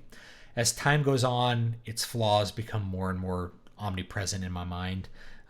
Although I will be interested to see what they do with the remake. Let's see if I can find something else here. I'm very much watching the Writestream. I just have a problem with RPG characters at the moment. Yeah. What's your diet like? I know you care about your health, and in the army, you eat lots of premium cold cut and lots of fruits and veggies with little candy or soda. So it depends, right? Like I kind of, during this move, like when there's a lot of stress on you, I feel like, okay, how should I put this? Scott Adams actually put this in a book like years ago. It's like you have a certain reservoir of willpower that you can engage every day. And if you use it on your diet, it's like you're not going to have it for other things. So it's easy for a model to stay thin and maintain a great diet because she's not having to do other stuff, and she's getting to probably like marry someone that's very attractive as well. So your influence of having an attractive body is easier there. So when I moved, like my diet was like garbage, and I probably gained like 10 pounds, and I'm a little overweight from where I used to be. So last week I decided, okay, I made up a new diet plan, got on it, lost like 8 pounds of water weight in like 3 days just by cutting salt out. But I'll stay on that diet for about 3 weeks. I'll reevaluate it. I want to get right now I'm like 235. I was like over 240. I'll probably get back down to about 220, 225, which is my normal weight. My leanest weight has been around 200, and that was back when I was 29, I think. And for me to be 200 pounds, I had, I was pretty lean. I had visible abs, and but I was spending, over an hour a day working out at the gym, and a huge amount of my willpower was focused into having a very, very specific diet in order to have my body fat be low. What you guys don't realize when you look at me is that at one point I was morbidly obese, and I'll see if I can find pictures for y'all at some point. But I lost a ton of weight. I moved to Las Vegas. I changed everything about my life, and I changed my diet, and I spent 2 years working out nonstop and like refining my diet to the point where I got really, really lean. So I went from, I don't even know how much I weighed when I was heavy. It's probably, definitely north of like 270, right? All the way down to being really, really fit. And in order to do that, you think about the things that you do every day. In order for me to finally lose like my last 10 pounds and get like shredded, I had to do a really specific diet where I ate the exact same thing every single day. And I can tell you what it was. And I did intermittent fasting in order to reduce my calories down more. I woke up in the morning. I went to work. When I got done with work, I drank some BCAA powder and did a very intense workout. Then I went home and ate my first meal like 7, 8 o'clock at night. And what I ate was a turkey burger and a hamburger on really cheap hamburger buns that were like 100 calories a piece, loaded up with spinach. Let myself digest that, and then I ate a big bowl of fruit with it. Let myself digest that, ate a big bowl of steamed pea pods with grilled chicken on top of it, or chicken that I cooked like on a George Foreman grill.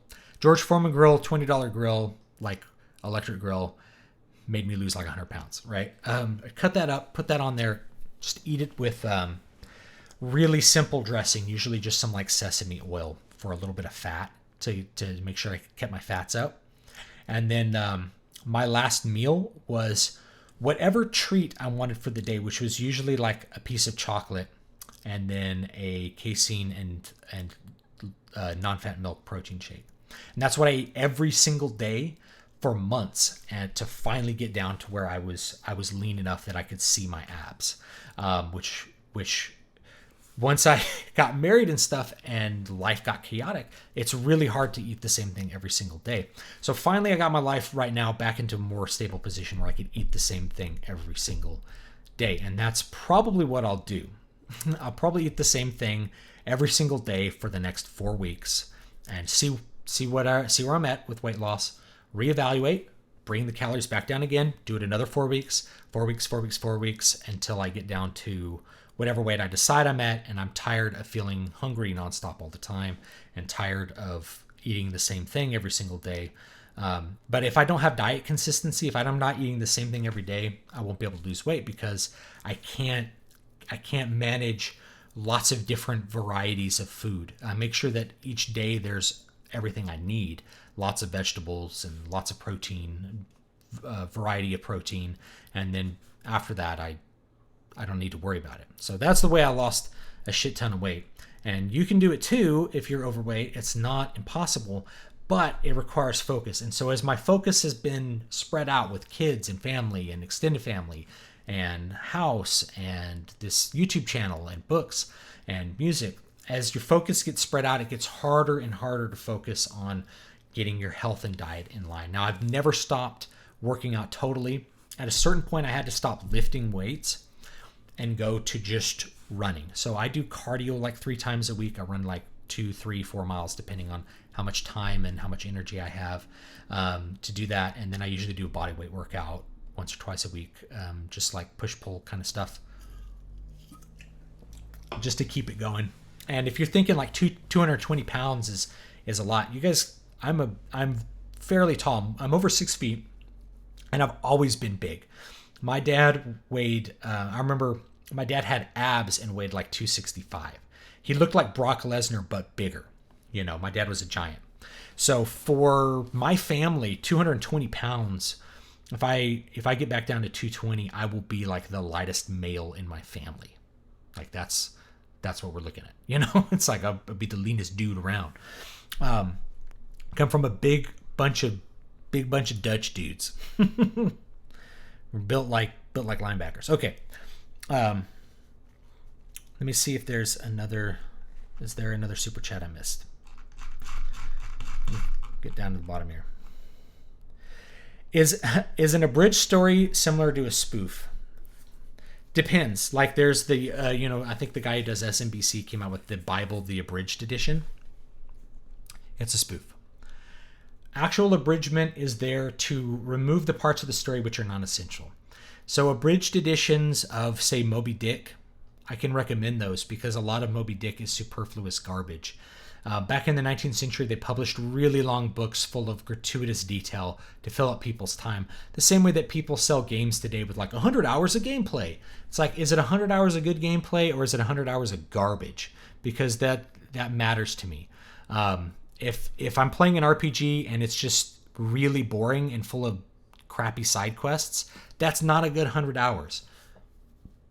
A good 100 hours would be 100 hours of pure joy. Otherwise, cut it down. I'd rather I don't need 100 hours for my $60. I just need a good time. I just need a really good game for $60. I don't need 100 hours of content.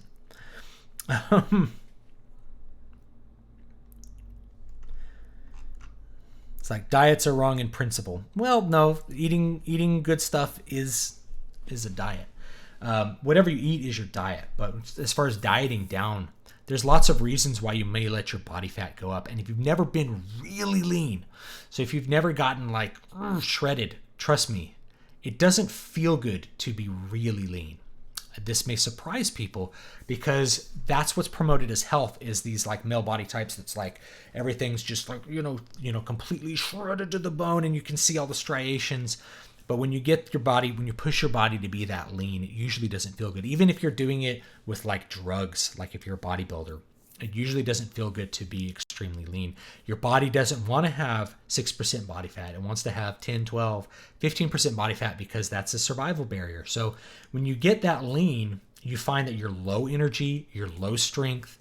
You may look good, but you don't necessarily feel as good as when you have a little bit higher body fat. So when I got really lean and then I went back up to about 215, I started actually feeling really energetic again. Like my cardio improved, all my performance in every lifting improved. I got stronger because you get depleted. Your body gets depleted when you get that lean. Especially if you're doing it natty. If you're doing it on drugs, that's a different thing that I can't really talk about. But if you're doing it natty, it's hard. It's hard to stay lean. And it's not that pleasant. So a lot of guys I know who are in shape year round, their body fat will still go up. They'll still let their body fat go up during the winter because it's just more comfortable. You don't want to have to be so laser focused on a diet to keep your body fat at 8%. It's less willpower. It's like, man, I want to eat some cookies around Christmas. In fact, I think there's a YouTuber called The Golden One, rather infamous guy. I think he stays at like 220, which is like 10 or 12% body fat for him. And he still looks great at that. He looks bigger, and I think he says he feels better at that weight because there's no point in getting super shredded lean and trying to stay there, because you may not look or feel as good as if you're just have a little bit higher body fat. That's kind of my thought with that. But yeah, I gotta turn around a little bit.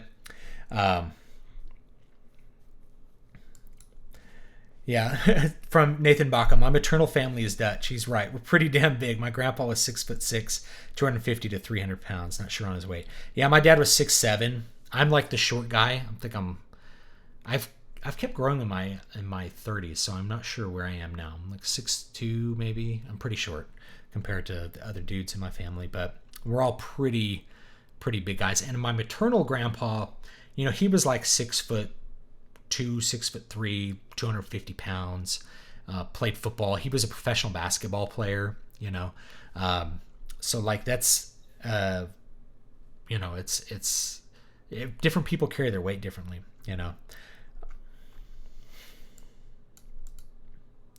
I'm really nimble when I'm lean. I feel like I can climb trees. Yeah, me too. If I'm a little bit leaner, I'd be a little bit more nimbler. But even as I fix the diet, like I do diet first and then do work on workout stuff. Even as I fix diet, I feel better, because you start getting rid of like there's garbage that hangs out in your body when you have a garbage diet. And so you fix the diet, all of a sudden it's like, oh, I don't feel a sugar crash anymore, or I don't really get hungry till 2 p.m. if I'm actually eating right, The golden one gets so much hate for being a nationalist. Absolutely. But you know what? You can never say that he doesn't. Actually, I think he has a huge amount of respect for cultures that are not Swedish culture. And there's many people from outside of Sweden that appreciate that. That's part of being a nationalist. It's like nationalism for me and nationalism for you. The Swedes should have their nation and the Turks should have their nation. And they should be able to decide things for themselves, and they should be proud of their heritage and proud of themselves and be able to choose the way that they want to govern themselves. That's part of nationalism, is that nationalism for me, nationalism for you. Each people should be able to determine their own destiny, and it doesn't have to always be the same destiny. So I'm usually pro-nationalist, even though if we get into the nitty-gritty, you can't really be a United States nationalist because, strictly speaking, we're not a nation. We're a federation, and we're many different ethnicities, and a nation has to do with your ethnicity. Hey, Dave, from Sith Kryptonian. Learned a lot from your channel, so thank you. I also ran a channel and sent you a DM on Twitter. Thank you. I would love to have you on for a stream. Thoughts on traditionally masculine character in 2019. Sounds like a really good idea. So I'll get in touch with you on that, and we'll try to set up a time. And I do appreciate the $10. I really, really do appreciate it. Masculine characters in 2019. Let me think about this.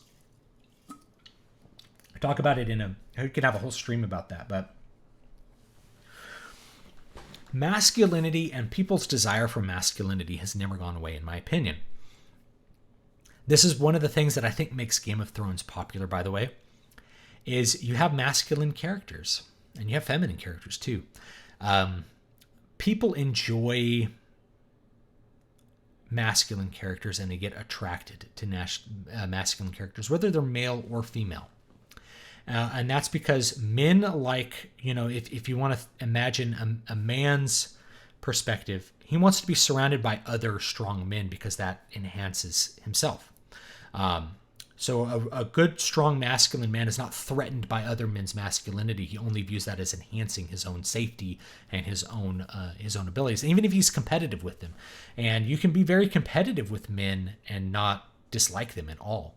That's kind of something that, I don't know if the next generation is losing some of that. I know that there's a lot of no competition in schools because I've taught in schools. To tell boys to not be as competitive, that's sort of an essential masculine trait to me.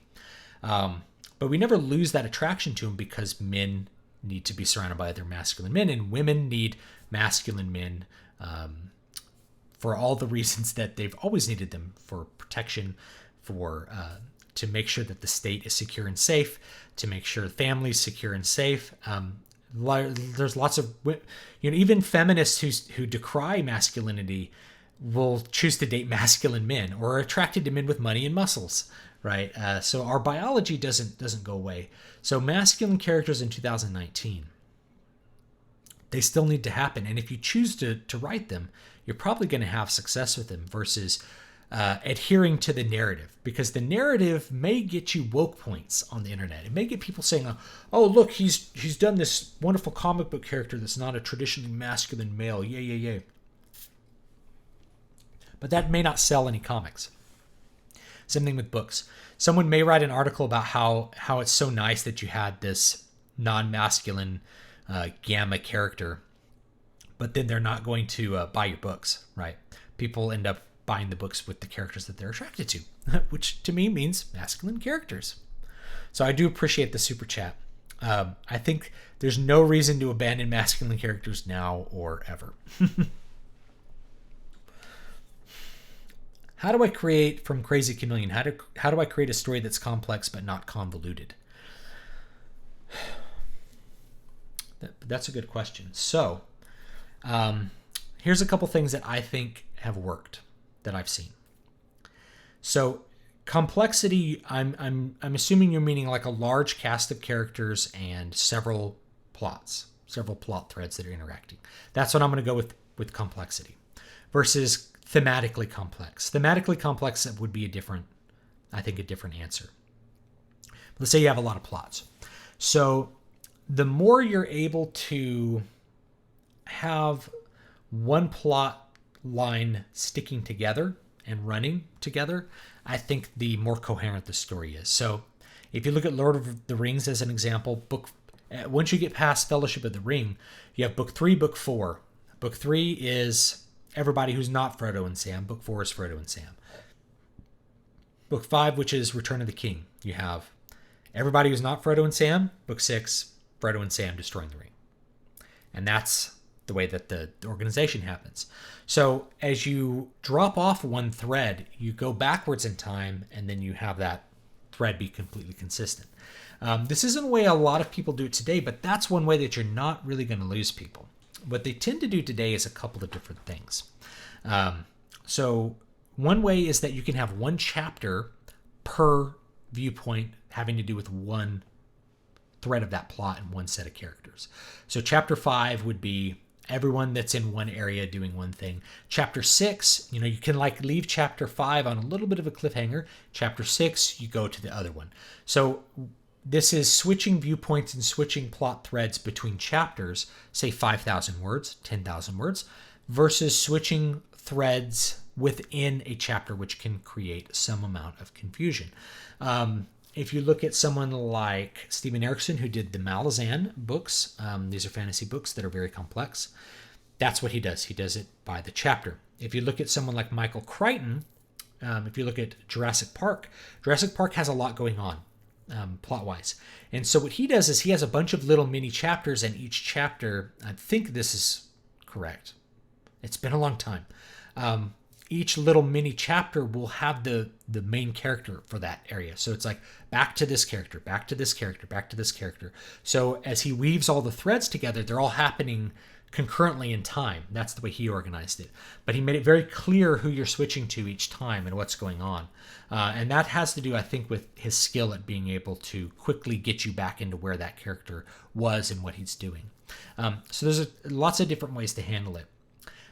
For me, I would probably just do chapter big areas, because I think big areas kind of keep things together a little bit easier for readers. The other thing that you can do is you can have interludes between acts. So I've done this as well. So you want to switch to a little bit different plot thread. You have an interlude happen. So it's like a little chapter between.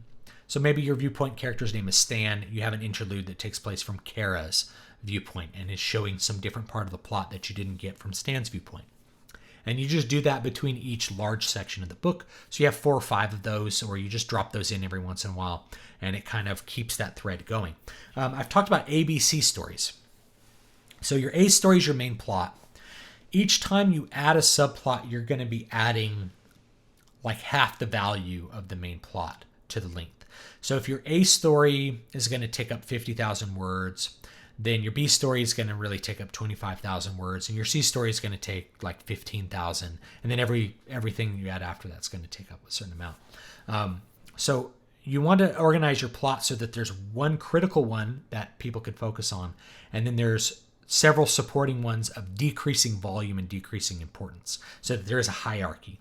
And in that way, you can keep people focused on the main plot goal without getting off on too many tangents, and without having a book that expands to some extreme length without anything ever happening. Eventually, if you read some of the Robert Jordan Wheel of Time books, like in somewhere like the 7, 8, 9 range, that's what's happening. There's too many threads flailing about, and if he had said, well, I'm just going to do one book on this one, which I think he eventually does, then it ends up working better than if you're trying to continue weaving them all together without going anywhere. Another super chat from Leo Garcia Cuesta. I appreciate the $2. How would you write a thematically complex film? It depends on the theme. So that's a really hard question to answer. If I were going to write a thematically complex film, so what would a complex film be? Something like Predestination? Theologically, that'd be pretty complex. Well, in order to do that, you have to break down what is essential about the theme and how you're going to reveal it and construct it in that way. So, if you're going to write something about the big theme is something really complex, like healing from sexual assault, that's really complex to me. Or maybe you have something that's like about child abuse, that's very complex. To approach that, you have to think about what you're going to reveal when. So you want to start with a big idea. If you're doing child abuse, the child is abused and he suffers because of it. Then you go to the next one. How does he suffer long term because of it? Why did the abuser abuse? So you reveal each of these things in sequence until you construct the entire theme, which is that abuse perpetuates through the generation. So eventually you arrive having exposed an entire theme that's about child abuse, that this child is abused, but eventually he comes to understand and forgive his abusers, though he doesn't maybe maintain contact with them, because he knows that they were abused and they lacked his self-knowledge in order to avoid abusing him. That could be something that could be a very complex theme. But you start with one little piece of it and then add it until eventually you get all the pieces. So with child abuse, it would be, hitting a child. Then it would be, what are the consequences of hitting the child? Why was the child hit? How could the hitting the child be avoided? All of those are subparts of that theme. From Sith Kryptonian, another $15. Thank you very much. I agree, David. Thank you for answering that. Look forward to setting up a time once you get a chance to check your DMs. No rush. Honored to have you on my channel, dude. Keep killing it. Thank you so much. I really appreciate that. Thank you. I really, really appreciate the super chats. Oh, so from Leo, hopefully, Leo, that answers your question. If you have a complex theme, think of each part that contributes to it. So I use child abuse. I don't know why I went there, but it's something that's complex and difficult to explain to people and can cause a lot of emotions in the audience because it's a common thing. Someone who's abused or you've been abused yourself, and being able to express themes that surround that are going to be complex and difficult and multi-layered. Likewise, religion is a complex theme. So you start with basic ideas and then you expose from there. So if the religion is Christianity, you start with a basic idea like, salvation, forgiveness of sins. And then you move from there. What's the evidence of election, or what's the evidence of you being saved? Well, your works are evidence, but they're not, your salvation's not dependent on that. Maybe a character has a struggle with that part and then moves on to some other element of that. So complex themes, it's best if you look at a little piece of it at a time, in my opinion. Not ordinary in games, $1.50. Thank you. I really appreciate it. Let's see if there's some other fun questions.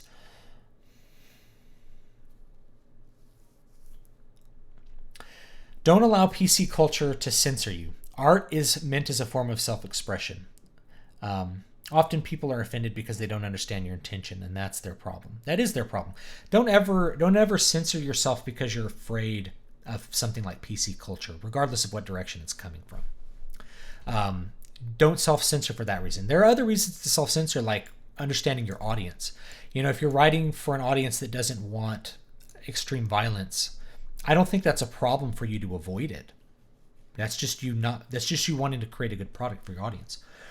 PC culture though is you're not writing unless you're writing for an SJW audience, which some people do. You could do that. You can write for a woke audience. But unless you're writing for them, you're doing it to avoid criticism from people who aren't reading your books, and that's not a good idea. Same thing with movies. So I say just ignore the PC crowd and write the story that you really want to write. And if people don't understand it, that's only going to increase your anti-fragility because it's going to give you free exposure. So if you write something that's somewhat anti-PC or controversial, then you're just going to get a bunch of free exposure for having it. And yeah, people want to Twitter mob you, but while they're Twitter mobbing you, they're advertising your movie or your book. You gotta look at it like that. Whoa, bunch of super chats. Starting to run out of time, so let's do these super chats and then I'll call it a day, guys. I really appreciate it. $5 from Kaku again. Would it be grand to make a story that we're on the cusp of a civil war, where DJT plans to straight bomb New York and LA to cure the pedos and LGBT radicals? Probably. It's a little too on the nose. I think you can make that story. So here's my warning. I said this on Twitter, and a lot of people, I didn't quite express it in a way that everyone would understand. When you write something, you're revealing to people something about you as an author or as a writer, whether this is in comics or movies or anything else. You're showing what you know, you're showing what you wish for, and you're showing what you fear. So if you show this, what are you showing what you know? Maybe you're showing that you know how bombs work, right? Or you're showing that you know what New York and LA are like, but you're also showing what you fear, which is like the LGBT radicals, and you're showing what you want, which is to destroy them. So if you're revealing those aspects of yourself, that there's a little bit of critical self-examination there. I don't want to kill anybody, right? Even if I want actual pedophiles to be severely punished, or especially to be prevented from being able to harm children, that doesn't mean that like I want to bomb their locale into existence. Now I bring this up because there was a certain comic artist that had a scene from his book, which I think he still hasn't published, even though it's been crowdfunded. And he has a superhero literally torturing this Latino gang member, like breaking his wrists and saying, "This will cause you nerve damage." And in that scene, you stop and you realize that you're revealing something. You think you're being brutal, but you're actually revealing some things. The first one is, what you know. Like, do you actually know or not know how this works? Well, I don't think you know how to create nerve damage. It's not by like twisting someone's wrist. So he's revealing that he hasn't really engaged in a lot of physical conflict with other people that are capable of harming him. The other one was what you wish for. You wish to hurt Latinos. You wish to hurt this, even though he's dressed up as a Latin gang member and has all this stuff, he's talking like this very stereotypical Latino man. It's like, you want to hurt those people. What do you fear? Well, you fear Mexicans. So when you have this scene that reveals it, it was very disturbing to me to see these little comic scenes, because it showed me just this big snapshot into this artist's mind. I'm not going to say who it was because I don't want to like shout him out or anything. And I don't want people to, do any kind of messaging or harassment. Like, I just, let him do what he's going to do. But it was a big snapshot into like, he's revealing more of himself than he knows, and it's not a good picture. Sometimes it's good to stop and think like, what does this say about me? Because you don't, I wouldn't write a book that's about bombing anyone on the left, because I don't want to bomb them. I want them to think like me, but no, I don't want to kill them. That's what they wanted. That's what the extremists throughout history did, is purge the other side. And I don't want to engage in that kind of fantasy personally. And I'm sorry if that comes off as a criticism against you, but when you have a story like that, to people who don't share those fears and wants, it can come off as very disturbing. I've also read books by another independent author that has since decided he doesn't like me, and that's fine. I'm not going to say who he is for the same reasons. He wrote a book, and it were multiple torture scenes of immigrants, specifically like Muslim immigrants. It's like I don't want to torture Muslims, but in that you're revealing something about yourself, about what you think about those groups, and sometimes it's good to stop and think like, okay, you can say that, I have many reasons for why I want my culture to stay as my culture, but I don't want to actively harm people. I don't want to hurt people, and that's just me. Another one.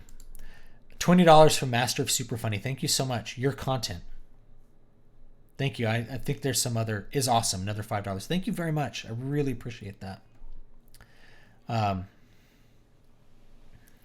Since I see you looking for topics, did you catch my question about the sci-fi setting? I'm not sure if I did. I had to go through stuff fast. Thanks for the wisdom and knowledge from Astral Knights. Thank you for the $5. I really appreciate it. Last bit of super chats, and then I'll probably have to call it a night because it's after 8.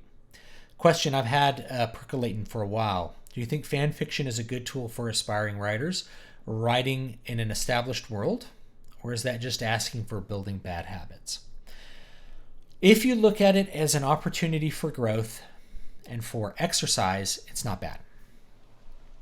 And it does a couple things for you. It lets you focus on one piece of the craft rather than everything. So you don't need to focus on world building, and you don't need to focus as much on character development, especially if you're writing established characters.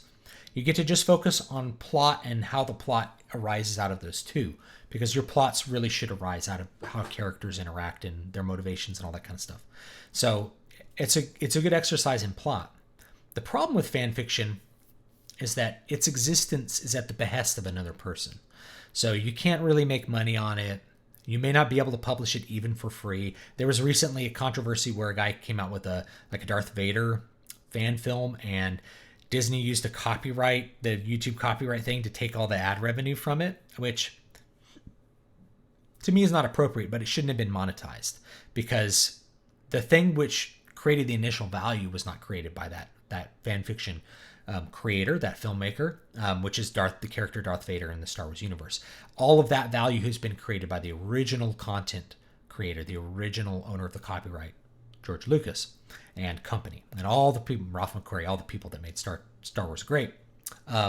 So to me, it's like you are writing on the popularity of something else, but you can also add the value to that, and it could be a really good exercise.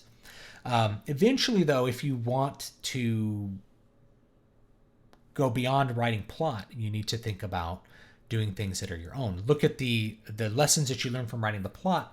Learn how to write a plot like that with your own rule set in your own universe. There is some examples of fan fiction, like I think there was a 50 Shades of Grey. It was apparently originally Twilight fan fiction. So it's possible to start from fan fiction and then transform it enough to where it can just be isolated from it.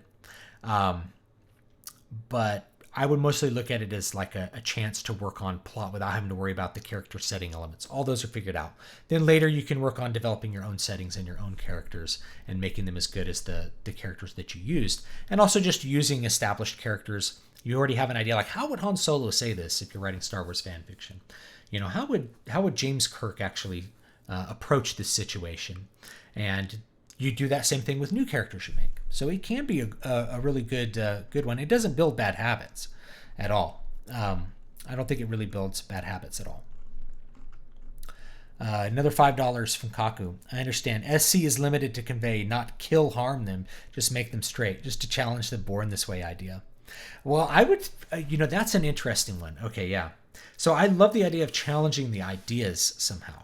Like maybe there's some other plot that's like you mind control them to do something else that's weird. I don't know. There's a lot. I love challenging ideas like that.